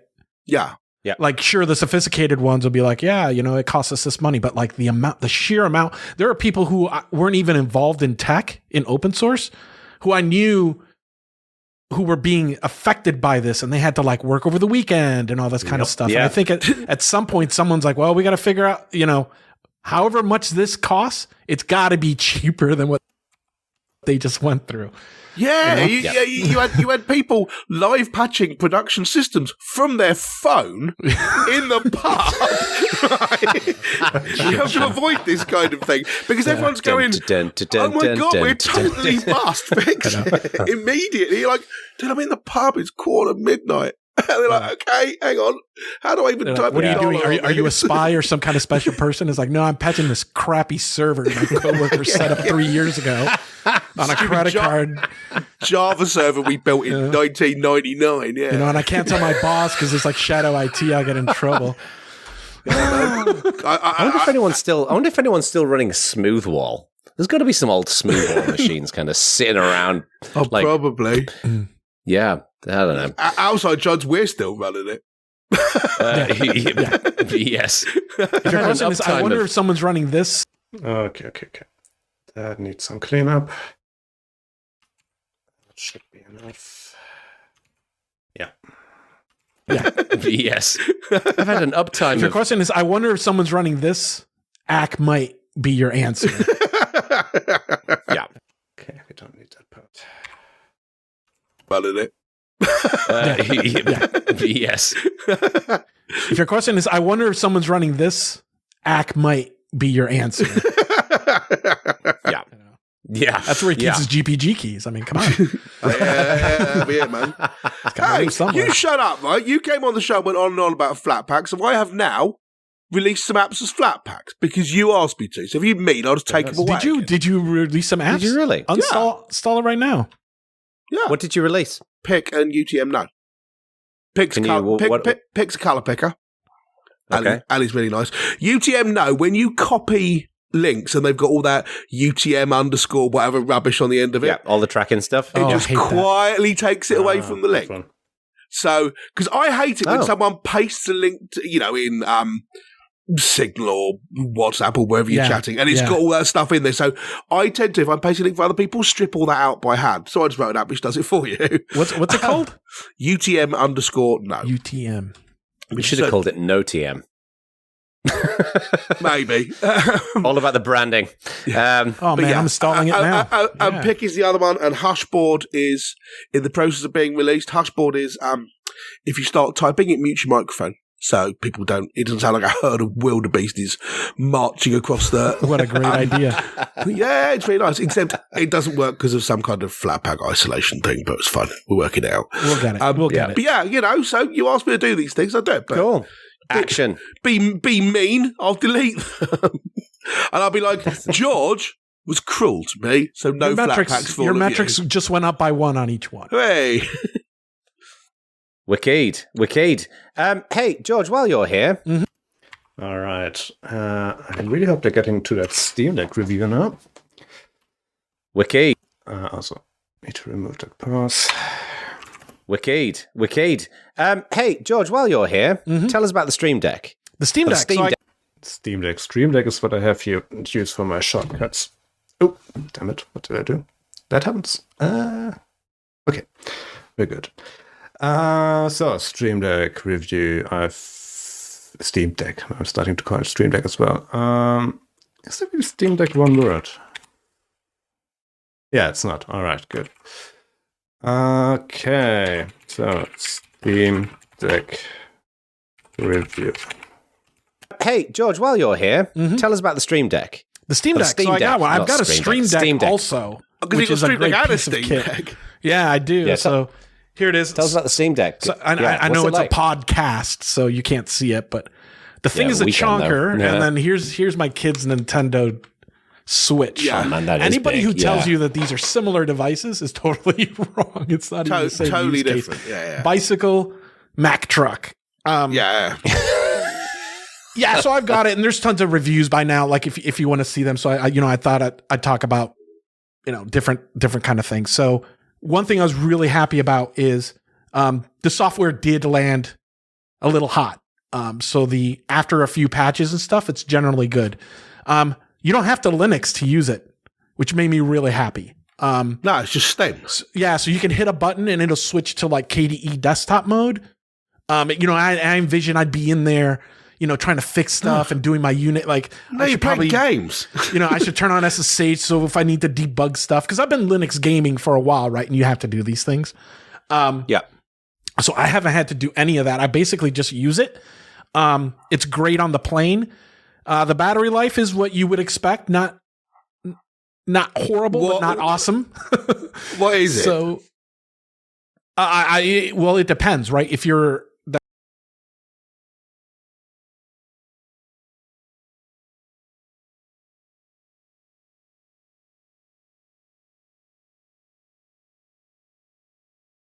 but not awesome. What is it? Well, it depends, right? If you're which is part of the problem. So if you're running a PC game, right? If you're running like Elden Ring or something, it's not gonna, it'll last 2.5 hours or something like that. But okay, so I can play 10 hours of Minesweeper on the plane. No, yeah. So what you do is, so it does come with like lots of toggles for you to set the TDP and things like that. So what I just do is I run it in 40 hertz mode, which kind of controls the fan curve, and then you get a reasonable. I went from Detroit to Seattle on 1.5 charges. I have no idea how long that takes. I went across the country, and it was fine. But I'm always so carrying 5-6 hours or something. Yeah, you can definitely do that. Okay. Marco had his. He does emulation, so his lasts longer. Yeah, but battery life is not going to be the strong suit on a device like this. I have to say, dude, Being all, you see, you don't have to use Linux, none of this SSHing in, it's great, it's just a so device. So this is how I fiddled around with the fan power profiles, right?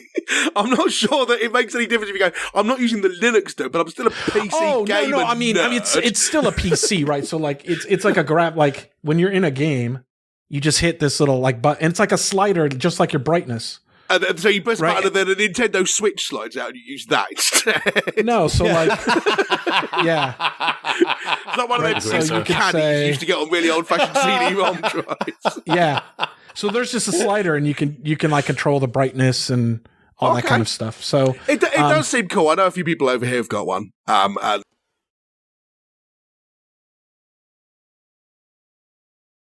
Jerry, thank you very much for tuning in. Take care, and I'll reach you on Slack, I guess. Take care. So there's just a slider, and you can like control the brightness and all that kind of stuff. So it does seem cool. I know a few people over here have got one, and people seem. I think pretty much everyone who's bought one knew what they were going to get, and they have got that, and people seem to be generally happy with it. It doesn't seem to be impinging much on the market for the Nintendo Switch at the moment, as far as I can tell. So first of all, for a few reasons, you can only buy these on Steam right now because of availability, right? And then like I ordered this in October of last year. It must be hard not to just listen to the episode and forget you're editing it. I have no idea. In the beginning, I was like listening through the whole thing, and then I remembered, oh shit, I have to do stuff, and had to go through all of it again. Yeah, that certainly happened in the beginning. Being pretty much a listener from day one, never like imagined that I'm someday gonna edit the show. So yeah, that happened certainly. He's on Steam right now because of availability. Right? And then like I ordered this in October of last year, and because of PC part supplies and stuff like that. Whereas I just went to Target and bought this, right?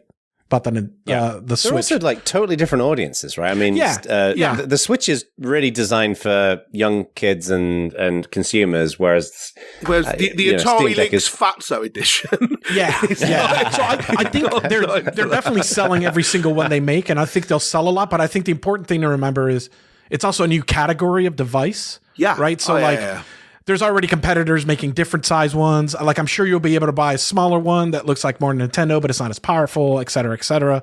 So from that kind of perspective, it's cool. For a first gen device, I think it does seem pretty good. It's pretty neat. Yeah, it's pretty cool. I think, all your Linux nerd friends are always like, they're just going to have one, The one thing I think is a lot of people aren't talking about, which is also infuriating as both a nerd and a consumer of like consumer stuff, is when someone were to tell you, hey, I'm going to make PC gaming, but give you a device like this, you're kind of hoping they would consoleify a lot of the things in order to make the UX better.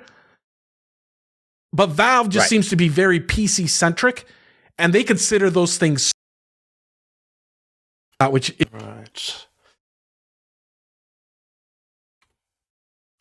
in order to make the UX better. But Valve just seems to be very PC centric, and they consider those things strengths. So for example, on PC games, it's common you launch a game and a launcher comes up and you have to make an account for that company's thing. And then there's all this other crap and pop-ups. Whereas on a console, you hit play and you can play, right? So if someone says they're going to make a thing like this, I'm like, oh, awesome. They're going to go and they're going to have to fix all that stuff, because who would want to log into, your EA account, your Electronic Arts account on the middle of a plane? But that's exactly what they did. So I'm in a plane on the Wi-Fi trying to log into my EA so I can play Madden, because they didn't fix launchers because it's just a PC. So it's this is what I was going to ask you about. I was so mad too, because I'm on my phone trying to copy my Okay, to do some cleanup here. Same version. I was so mad too, because I'm on my phone trying to copy. Mad too. Because I'm on my phone trying to copy my and it's always a strong password, right? Now, how am I going to copy and paste from my phone to my Steam Deck? How do I even type a tilde on this? Yeah, so now I'm mad. So like I can play any game now that doesn't have a launcher. So now then I'm like, okay, fine. I just won't have any games on the device that don't have launchers. But then that's a lot of games, and it's like, well, what I mean? You're just like, This is what I was going to ask. A couple of questions for you about this, George. One is you know what I mean? You're just like this is what I was going to ask. a lot of games, and it's like, well, what, you know what I mean? You're just like, Okay, let's cut this part. games, and it's like, well, what, you know what I mean? This is what I was going to ask. A couple of questions for you about this, George. One is these are PC games, but this has got a console layout. Yeah, right? it has like a console UI. You got it's basically you got analog sticks, you got the X, B, Y, whatever buttons and everything. Yep. How do the controls map to a lot of these games? And then I'm assuming because you've got like little touchpads, is there like you have a mouse on there for these games? Is that how you? Yeah, for some of them. So most modern games have had controller support for a while, and generally speaking, they just work. Right. For older games or games that aren't like console games, like maybe a strategy game or something like that, this is actually a really neat feature. Is they crowdsource the configs, so you can map any of these buttons to literally anything, and they got back buttons, 2 on each. Yep. So it's got plenty of buttons, 2 on each. Yep. So it's got plenty of buttons and touchpads. And what happens is What's that in the background? back buttons, 2 on I was actually pressing the buttons. All right. But it was somewhere here. 2 on each. Yep. So it's got plenty of buttons and touchpads. And what happens is people make profiles for those, and then they upload them into Steam. And then when you launch the game, you can grab community profiles and you can sort by downloads or whatever. And you can kind of, George's kick-ass config for, XCOM or whatever. And you click that, and then the overlay will tell you what the controls are. And you can play the game. Usually for older games, cool. It's a little... Don't need that. Oh, did I remove it on all tracks? Yes. Play the game. Usually for older games, it's a little, it depends, which Right. is the thing. And, but it works for a surprising amount of people. But my kid wouldn't be able to figure it out, right? Right. Which is like a big difference. And I Okay. Amount of people. But my kid wouldn't be able to figure it out, right? Which is like a big difference. And as people. But my kid wouldn't be able to figure it out, which is like a big difference. And as you know, I'm not much of a gamer, but I know with Steam, different games are available on different platforms, on Linux, Mac, Windows. What is this all Linux or? So here's the interesting part: is these are all Windows games. There are games with Linux native ports, but generally speaking, it's like a rounding error. There's like not that many. I mean, there's plenty, but like generally speaking, Valve is pushing for people to just use Proton, which is the Wine plus the XVK thing. So these are actual Windows games, and generally speaking, it's transparent to you. So when you click install, like it'll say like installing DirectX and all that kind of stuff. The two problems with that are a lot of games just have their PC port on the store. So if I install NBA 2K, it's like 100 gigs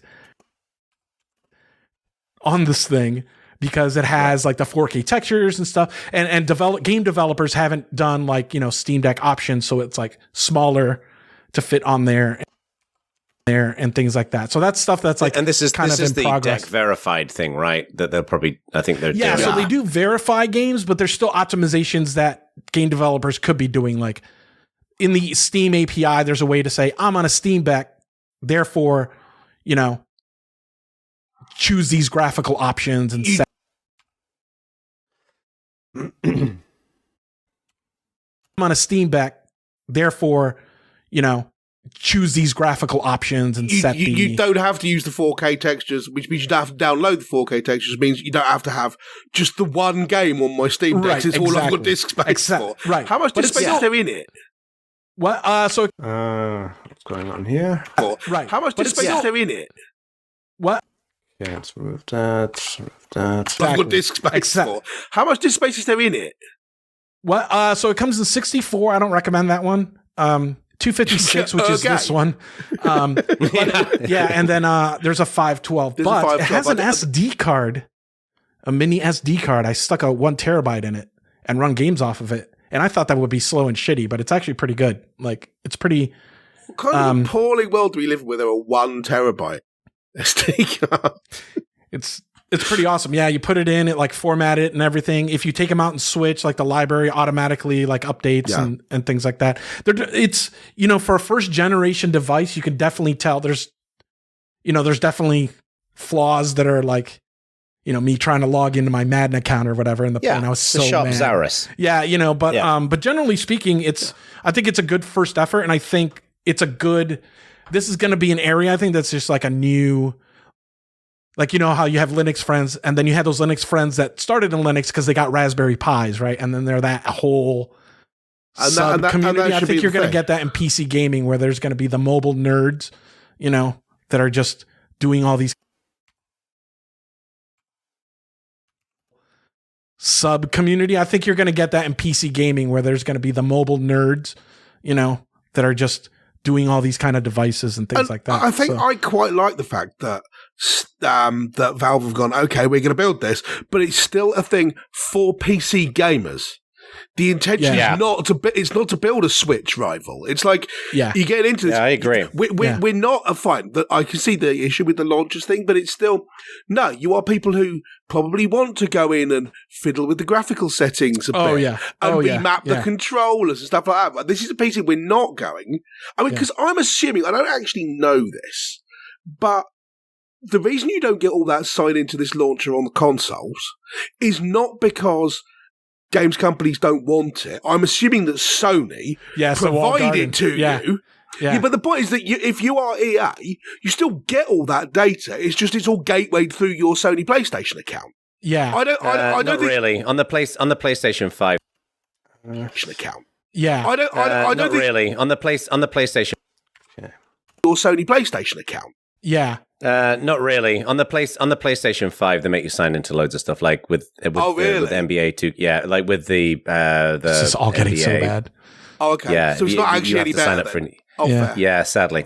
Yeah. I was assuming that Sony would have gone, no, you can't do that, but we collect all the information. We'll funnel it through our funnel it service. to you. Yeah. Just we get it as well. They're like, let's all mine the data together. We could do it way better. Whereas Valve's whole pitch is, we're not going to do this whole kind of very complicated, you have to buy our dev kit and be approved by us in order to develop this, because the whole point, the big thing they've got is Steam, a huge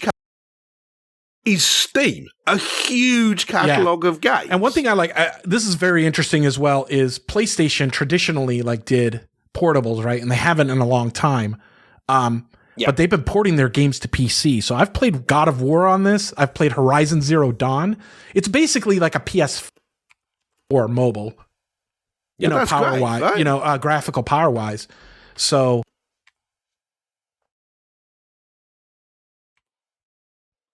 basically like a PS4 mobile, power wise, graphical power wise.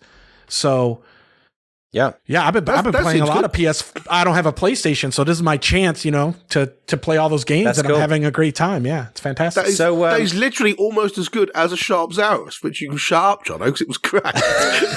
that was a great device. That was a great device. It was a great. Remember writing apps in Qt? Yeah.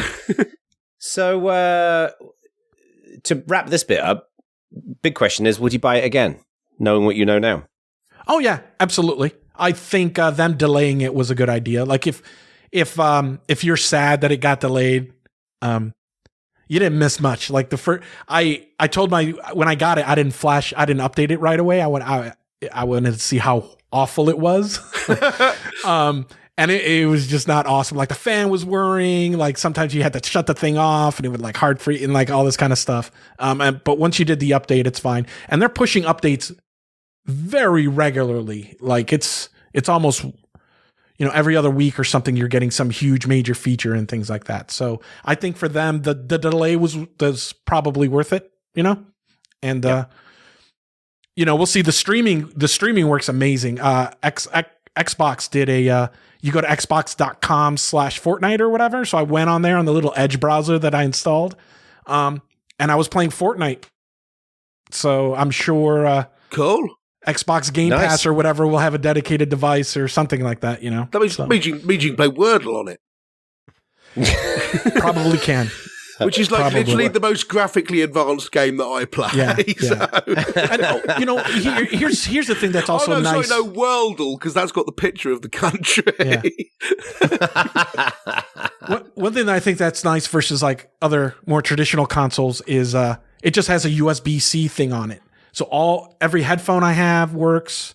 Like I don't have to have a specific, like all of my power adapters work. It's not like a special plug or whatever. I could use a USB hub with Ethernet on it, because I would install games faster. You just plug it all in and it was all like magical and stuff. There was no, like, when you go to Nintendo aisle in your store and they have all those accessories. Like I don't need any of that stuff. I have all that crap already. So that's pretty dope. Because they already have an ecosystem. Because they go, exactly. PC. We have this huge. Why would we invent new sockets for everything so we can sell you headphones? Yeah. Why is that useful? That's the benefit of the. Why is that useful? That's the benefit of the PC world, isn't it? Is that you kind of have to fit in. Yeah. It exists. It's not like already. Nintendo or PlayStation or Apple or whatever. Yeah. So, wicked. Well, thank you, George. Cool. For the review. Yeah, if you're a nerd, get one. It's great. Man, we've only got like 10 or 12 minutes left. Okay, I bet they'll go with the USB-C iPhone rumor news thingy. 12 minutes left. See, we can talk about anything. I love it. Yeah, it's always a good time. Well, this is good. So, did you see that iPhone's going to be USB-C? There we go. USB-C iPhones. All right. So, did you see that iPhone's going to be USB-C? Who made that sound there? See that iPhone's going to be USB-C? It is? Hallelujah. Well, in theory, they're testing it, and this is it's This is not iPhone 14. as far as I'm aware, it's not actually been announced that it's definitely happening in any particular model.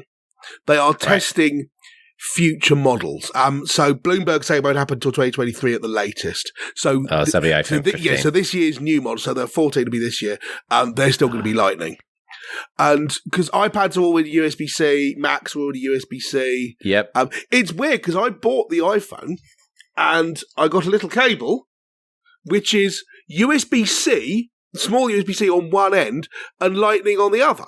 I've got one of those. And I'm like, Yep. what am I meant to do with this? I don't have any device. I have devices which are USB-C, like phones that charge off USB-C, for which I need a cable which is USB-C on one end and bog standard USB on the other. I have no device which outputs on power on USB-C. And what you're supposed to do? That's for people plugging it. That's for people plugging it into a Mac. Yeah, exactly. Yeah. But they don't provide another cable. So how am I meant to charge the iPhone that Something I did is we kind of did like a house inventory of all our chargers and stuff, and I just moved everything to USB-C at one point, and then we just got rid of everything else. It's the way forward. Yeah.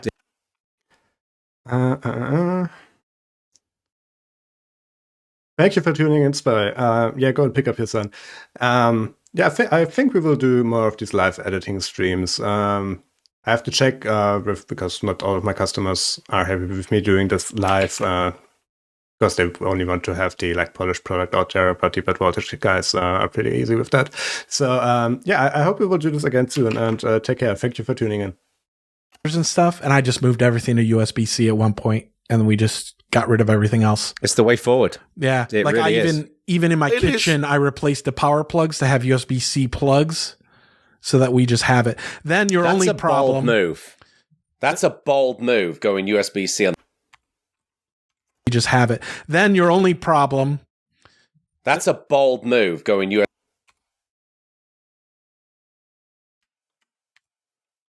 Have it. Then your only problem. That's a bold move. Going USB-C on the plugs. That's right. That you're in at that point. I went all in. The only issue. So this is really interesting. Is you're like finally a single plug for everything, right? It could charge my Steam Deck. It could charge my laptop. I've got a Hyperjuice charger that will fast charge a phone, a tablet, and my laptop, and it's all using the same plug, and it's amazing. And then you realize that in the past, you could tell based on the plug on what the capacity of the thing is. Correct. But now, because they're all USB-C, you grab something from the drawer and you plug your phone in, and it's slow charging, and you don't know it because the plug fits. And So it definitely won't charge your laptop. So, I've seen people, relatives or whatever, have like their slow charger that just happens to have USB plugging into their tablet, and it's like it's not going to charge that thing. Yeah. So now I have to care about wattage. Like this is. You're not wrong with that. When we moved into this house, we had the exact same issue. Plugging it into their tablet, and it's like it's not going to charge that thing. Yeah. So now I have to care about wattage. Like this is all so awful. Bloody confusing. I know. Yes. I had something recently where I've got this little setup here where I record videos and work with clients, and without going into too much detail, I got a camera over there which is plugged in through a Camlink 4K that Elgato puts out. And when I was running OBS with the other camera on, and then I've got like my microphones plugged in, with my laptop plugged into the wall, it was draining the battery on my laptop. Then I was actually doing a talk one time to a company, and it hit 10%, and then it started throttling the CPU, and everything started going wrong. I didn't realize that you can plug things into a computer and they can drain more power, so it actually starts using the battery. Yeah. So bad, actually. Short anecdote. I'm also working as a video producer for Nextcloud, and when we did the Nextcloud 24 release live stream a few weeks back, I had like all the stuff set up, all the cameras for the live Q&A part, all plugged into my laptop, and it was only slow charging, and we just got to the end before my laptop died. So that was really good timing. But that stuff gets scary, and that's certainly one of the downsides of USB-C and not knowing at what speed stuff charges these days. That you can plug things into a computer and they can drain more power, so it actually starts using the battery. Yeah. So then I had to figure out, and I ended up getting like a Thunderbolt dock with external power to that, and it finally broadly fixed. And it's like, how the hell how do we I get spent here? hours figuring this stuff out. Yeah. How like do somebody's real people mum or dad, handle they can't figure that out. Yeah. Mind you, I mean, real people are probably not using OBS and got multiple cameras plugged in. The idea that you can have a cable which works for data but doesn't work for charging, or works for charging and doesn't work for data. I want to go and find... Sure, there are some people who make knockoff cables which are like that because they're knockoff. Yeah. But that's also a supported configuration from the USB-C people. I want to go and find whoever came up with that idea and repeatedly punch them. Yeah. Like, why would you want a cable like that to exist? I don't care if manufacturers go, well, you have to certify it because we're going to make them regardless. What you do is you say, if you do that, what we'll do is we'll just put your fingers in the paint box like in Dune or something. Yeah, so like this headset has a USB-C plug, and my laptop has USB-C ports on it, right? So I'm sitting there going, oh man, that should be fine. I don't have to deal with Bluetooth, so I plug it in and I plug it in there. It charges the headphones, but I can't get music. I was like, are you freaking kidding me? So that's why I have to bring another cable, this analog one. And these are the manufacturers that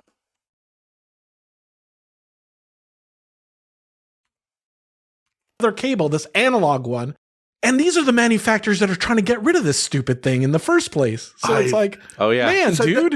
There are two things I do not know that I worry about. So undercharging and overcharging. So the undercharging thing is, I completely agree with this. I've got a bunch of chargers where you think, okay, I'll just plug the cable in. So I've just got a charger with a USB hole on it, right? And then I've got a USB-C cable, plug it in, and then it won't charge anything because we've gone from you need 2 amps to fast charge to you need 1 amp or 2 amps to charge at all. Yeah. And a bunch of stuff. If you plug 500 milliamps in, you can't charge it off the socket on a computer anymore. Doesn't work. But the other thing is, like the MacBook charger, that's USB-C output. Right. But if you plug that into a phone, does the phone blow up or something? It puts out like 100 million gigaamps or all something. That part works. The problem is you can never tell the power output at the brick. Right. And you have to get a magnifying glass too. They make it all small. Like I'm starting to notice some of the more super enthusiast frightened about ones. using something like a laptop charger on something like an old phone, which happens to be USB-C. In case it goes, oh my god, too much power, and then it melts or something. I mean, that's what the the transformer will regulate that, right? Yeah. I've never had a bad experience with that. But I can see where that gives you anxiety because you're like, John, The transformer will regulate that, right? Yeah. I've never had a bad experience with that. But I can see where that gives you anxiety because you're like, Jono, that's you going, yeah, I'm sure they would have done that in a kind of, it's not my house that burns down, better just give it a try. I'm not What do they say about assumptions again? Yeah, right, exactly. It makes an ass out of you and my house. It's like the first time they had USB ports on an airplane. Remember when they had USB ports? Yeah. Oh yeah. And you're like, oh, cool, finally, or whatever. And I had my USB headset, and I plugged it in, thinking I would get audio from the stupid entertainment system to my headphones. No, I'm like, wait a minute, why did we just go through all this? Yeah. You know, It's it is and I discovered as well in setting all this stuff up that apparently certain USB-C cables will not transfer video. Yeah.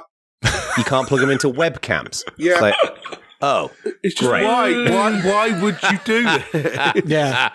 And I think the cable industry wins out because I think for many people, I'm certainly guilty of this. You buy a cable for $8 or whatever. Yeah. It doesn't do what you want. And you're like, oh, whatever. I'll roll it up. I'll probably use it at some point in the future. Now I've got loads of USB-C cable. I know. What you I got need a box. to do, You pull it out, the entire whole. hard Or I'll roll it up. I'll probably use it at some point in the future. Now I've got loads of USB-C cable. I know. I got a box. You pull it out, the entire whole rat's nest comes hardcore up. policy on this. When you work out that a cable is no good, put a label on it which says not good cable or doesn't Throw it do away. speed or I just toss it. If you actually chuck it away, then I don't do that because then I just wouldn't have enough cables. Yeah. So what I did when I know this is Hands up if you so spent stupid, but actual do a money nerd on a cable. audit of all your cables, and then everything I cared about. When I know this is so stupid, but do a nerd audit of all your cables, and then everything I cared about, I went and got nice braided cables and all that stuff. You did hang on. So the Castro household does a cable audit and has a charging I just got review. I got sick of it because I have party on. Like I have a kid now, right? And my dad, and we were taking the kid somewhere. My dad's like, I was like, did you charge his tablet? Because he'll melt down if you don't have his tablet. He's like, oh yeah, I charged it, but he plugged it into some slow charger or whatever. And I was like, oh God. Oh yeah. And then I was like, you know what? I love All this. slow The guy's chargers like, are gone forever. Man, now. this is like goes like or whatever. And I was like, oh God. Oh yeah. And then I was like, you know what? All slow chargers are gone. Oh God. Oh yeah. And then I was like, you know what? All slow chargers are gone forever. Man, now. this is like goes like, oh yeah, but obviously I wouldn't use the Linux thing because who does that? But I did put all my cables in alphabetical order. You know, hey, look, I'm just trying to make my way through life. You know, I'm just holding on, man. you know. Just buy I just wanted my kid to watch Stupid Paw Patrol, so he wouldn't like yell. Okay, we're gonna go with George's story here. When can we cut off Stuart? just buy my. Pretty much starting here. No, Just buy. I just wanted my kid to watch Stupid Paw Patrol, so he wouldn't like yell. You know, and then I ended it. It's like, Okay. I'm just holding on, man. you know. I just wanted my kid to watch Stupid Paw Patrol, so he wouldn't like yell. You know. And then Paw I ended Patrol. it. It's Paw Patrol. The solution wasn't to make sure that I had given my dad the right charger. It was just to throw away all my chargers. That's such a good policy. I mean, this is right up there with, you know, one of these where you go, right, what I'm going to do is I'm just going to buy all identical black socks and chuck all the rest. Yeah.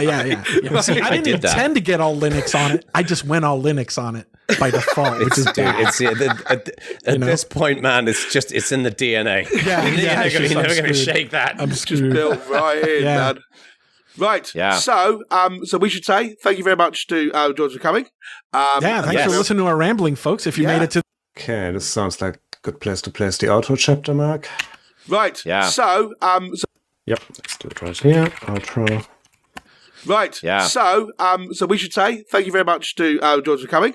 Thanks Yes. for listening to our rambling, folks. If you Yeah, made it to the end, you get a prize. Thank you Did to you get something? Marius of Nerdzoom Media for doing. Do you get something? For listening to our rambling, folks. If you Yeah, made it to the end, you get a prize. Thank you to Marius of Nerdzoom Media for doing all the editing. Now, hopefully, you will have seen him edit this already in Twitch, and hope maybe you're listening to this on Yes. Twitch right now. But we Yeah. will try. We will try and we will try to post on Twitter or whatever. Or, Johnny posted the Slack when it happens. Yeah. Whatever we'll do. We'll let you know when he's going to do it. Yeah. We'll get the word out there. One last thing I'm just going to mention because I found it amusing. I don't know if anyone else does, but it's this website called Way Off. It's a little quiz, wayoff.net. And what it is it makes you, it tells you two things and asks you to compare their weights and say which one is heavier. So you'd think it'd be like, which is heavier, a bookcase or a dog or whatever. But it's all like, which is heavier, 600 trillion ants or the moon? Yeah. And it's just, Look at this 200 zillion human red blood cells or the Titanic. it's just, I don't know why I find it so funny. But it's just That hilarious. doesn't sound fun to me. It's just, Is this on the Steam Deck? all these bizarre, I think I could bizarre PWA that comparisons. bad boy. The Hey, dirt- actually, Slack, if you make it a web app and publish it to FlatHub, it absolutely can go on my Steam Deck. Don't do that. You've got a browser on it. Just go in the browser to it. All right, I'll do that. Yeah, but you've got to modify the internal clock speed to open the browser. Come on, and, come on, and come on. you know, That's below the belt Yeah. now. That's below the you're going to belt. enable ray tracing in the browser. Yeah. Yeah. So, so we will leave you, Bad Voltage listeners, answering the question: which is heavier, a gorilla or 4 million peanuts? See? So, which do you think it is? Gorilla or 4 million peanuts? So what's a gorilla? Yeah. For 450 pounds, maybe? Oh, you have different units, though. You all use kilograms, Yeah. don't you? It's Yeah, but it's only asking which of those two is heavier. It doesn't matter what you Rubles. measure it in. Yeah. Yeah.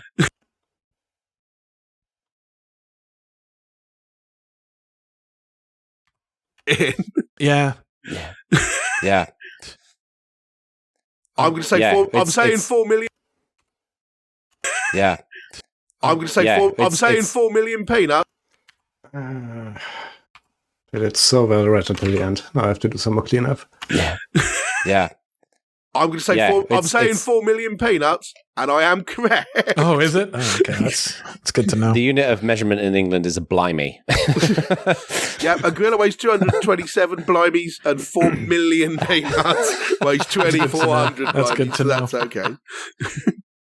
Wicked. Well, yes, thank you, George, for joining us. We always Thank love you you. coming on the Thanks for show. We having love me. you I and appreciate Popey. But we're looking forward to having Jeremy back, and we'll see everybody on the next one. Yeah, cool. Cheers. See you then. All right, there we are at the end, and I believe we only have two things. Oh, only one thing actually that we can put in the before the intro that part. Let's see how we can make that work. There's a lot of very specific Stuart language solutions in the world. Yes, I in general do not recommend that other people use computers the way that I use computers. Yeah. Because other than people that work on distros, Okay.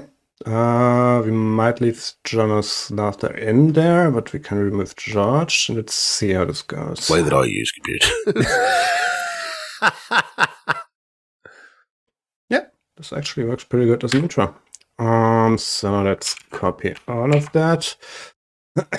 Now I have to pay attention so that I don't accidentally move the wrong chapter mark. So that looks pretty good actually. Let's check if this still lines up. thought about you. It's good, but it's not that good. A joke specifically for Dave. It doesn't. I also need to add a track here so that I copied that one. I moved that one as well. So let's try this again. I mean, there are only a few chapters. I can probably move them by hand, but it's a bit annoying. So where do we start here now? So we should. Yep, that chapter is lined up again. And think this might work actually. Let's see. Wait, why did it remove? Oh, because I've selected it. Didn't want to do that. Can I just remove that chapter? There. All right. And it's called. Oh. Come on. Why am I not? Some Audacity bugs are so annoying. And I can't really do much about it at the moment without upgrading to a version that doesn't work for me. I can't type in that field. This is very annoying. Can I fix this? Otherwise I can just put it in afterwards. I could paste it there. Can I replace text? Yeah, I can type it in. Finally. Okay, intro. Right, does this line up correctly? I believe it does. There's a lot of very specific Stuart language solutions in the world. Yes, I in general do not recommend that other people use computers the way that I use computers.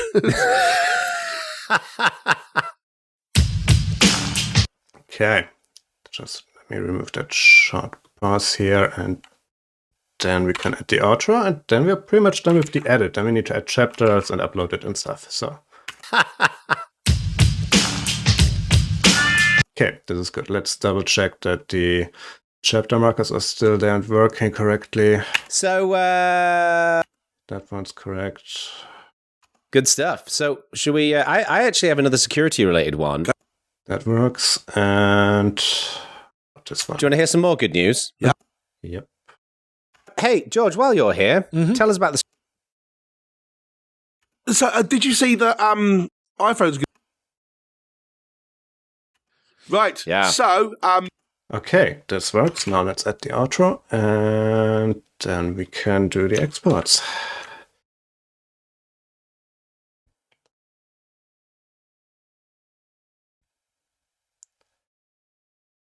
Let's move this up top so that I can line it up easier.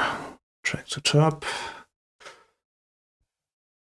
Around here, and I think I need to turn this outro down a tiny bit. Let's check. well, he's 2400. That's good to know. That's okay. Wicked. Well, yes, thank you, George, for joining us. We always Thank love you you. coming on the Thanks for show. We having love me. you I and appreciate Popey. But we're looking forward to having Jeremy back, and we'll see everybody on the next one. Yeah, cool. Cheers. See you then. Perfect. All right. Now let's do the export. We'll start by exporting the chapter markers, or the labels as they're called in Audacity. That's 3x46. And we need to also export one WAV file for me to convert later on. We need to export one OGG because they insist that people are still listening to the OGG feed, which I don't believe, but they make me export it anyway. So, okay, how long are we going? Oh, 2 hours, 23 minutes now. Okay, this is actually not too bad. I expected this to take way longer, so we're probably going to be done in 10 minutes. So if you have any questions or anything that you want to know about this whole process, or just let me know in the chat and I will try and answer it until we're done. So what did I do? I exported WAV, and now I need to export OGG. And that one, x46. I'm not gonna add any MP3 tags or anything, any other info there. Stuart is gonna add that with his tool. That is a fork of Wimpress publish tool, I believe. You can find it on GitHub, that they're using for automating the release and the integration of the feed and stuff. So I'm only gonna put a few things there, and Stuart's gonna add the rest with a script. Why is taking OGG so long? All right, we can use that time and add chapter markers. We will use Forecast for that, which is a very, very handy tool written by Marco Arment from ATP podcast fame. And we're gonna add the WAV episode. Not gonna add any of those infos. Let's start by chapter intro. That one starts usually at the beginning. And let me put the chapter markers into something where I can copy it from. I usually just use one of my other podcasts for that because I can convert it right in WordPress. I should probably at some point automate this step, but since it's only usually 3 or 4 chapters, I don't really bother doing that. It's gonna take less than 2 minutes. So there are the chapters. We got the intro. That one starts at 8 to 6. 8 to 6. And then we have what is Twitch impromptu chat. That took them 8 minutes, almost 9 minutes. Wow. Okay, 1621. 1621. 2505. I should write a script for this at some point. 3321.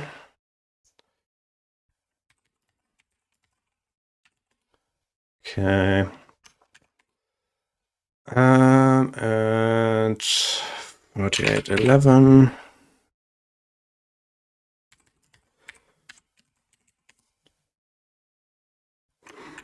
I mean, what was that? Less than 2 minutes probably. And outro starting at 5712. What did I say? 5712 or 21? 12. Okay. Cool. And there goes that. And we will export it or let it render it one more time, encoding in 96 kilobits. This is what we usually do, because it still is acceptable and good audio quality while also keeping like the file size really down. So I hate it when like podcast episodes are like 300 megabytes, which is just unnecessary. Okay, and let's save this. That would be that voltage 3x46, and let's upload that to Dropbox, and then let me give Stuart a ping. Get your questions in now. We're almost done, if you have any. And after that, we will wrap it up.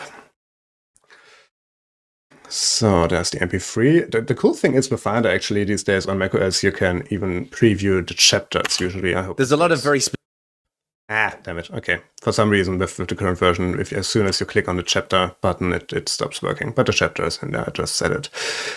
Okay. Upload. This shouldn't take too long.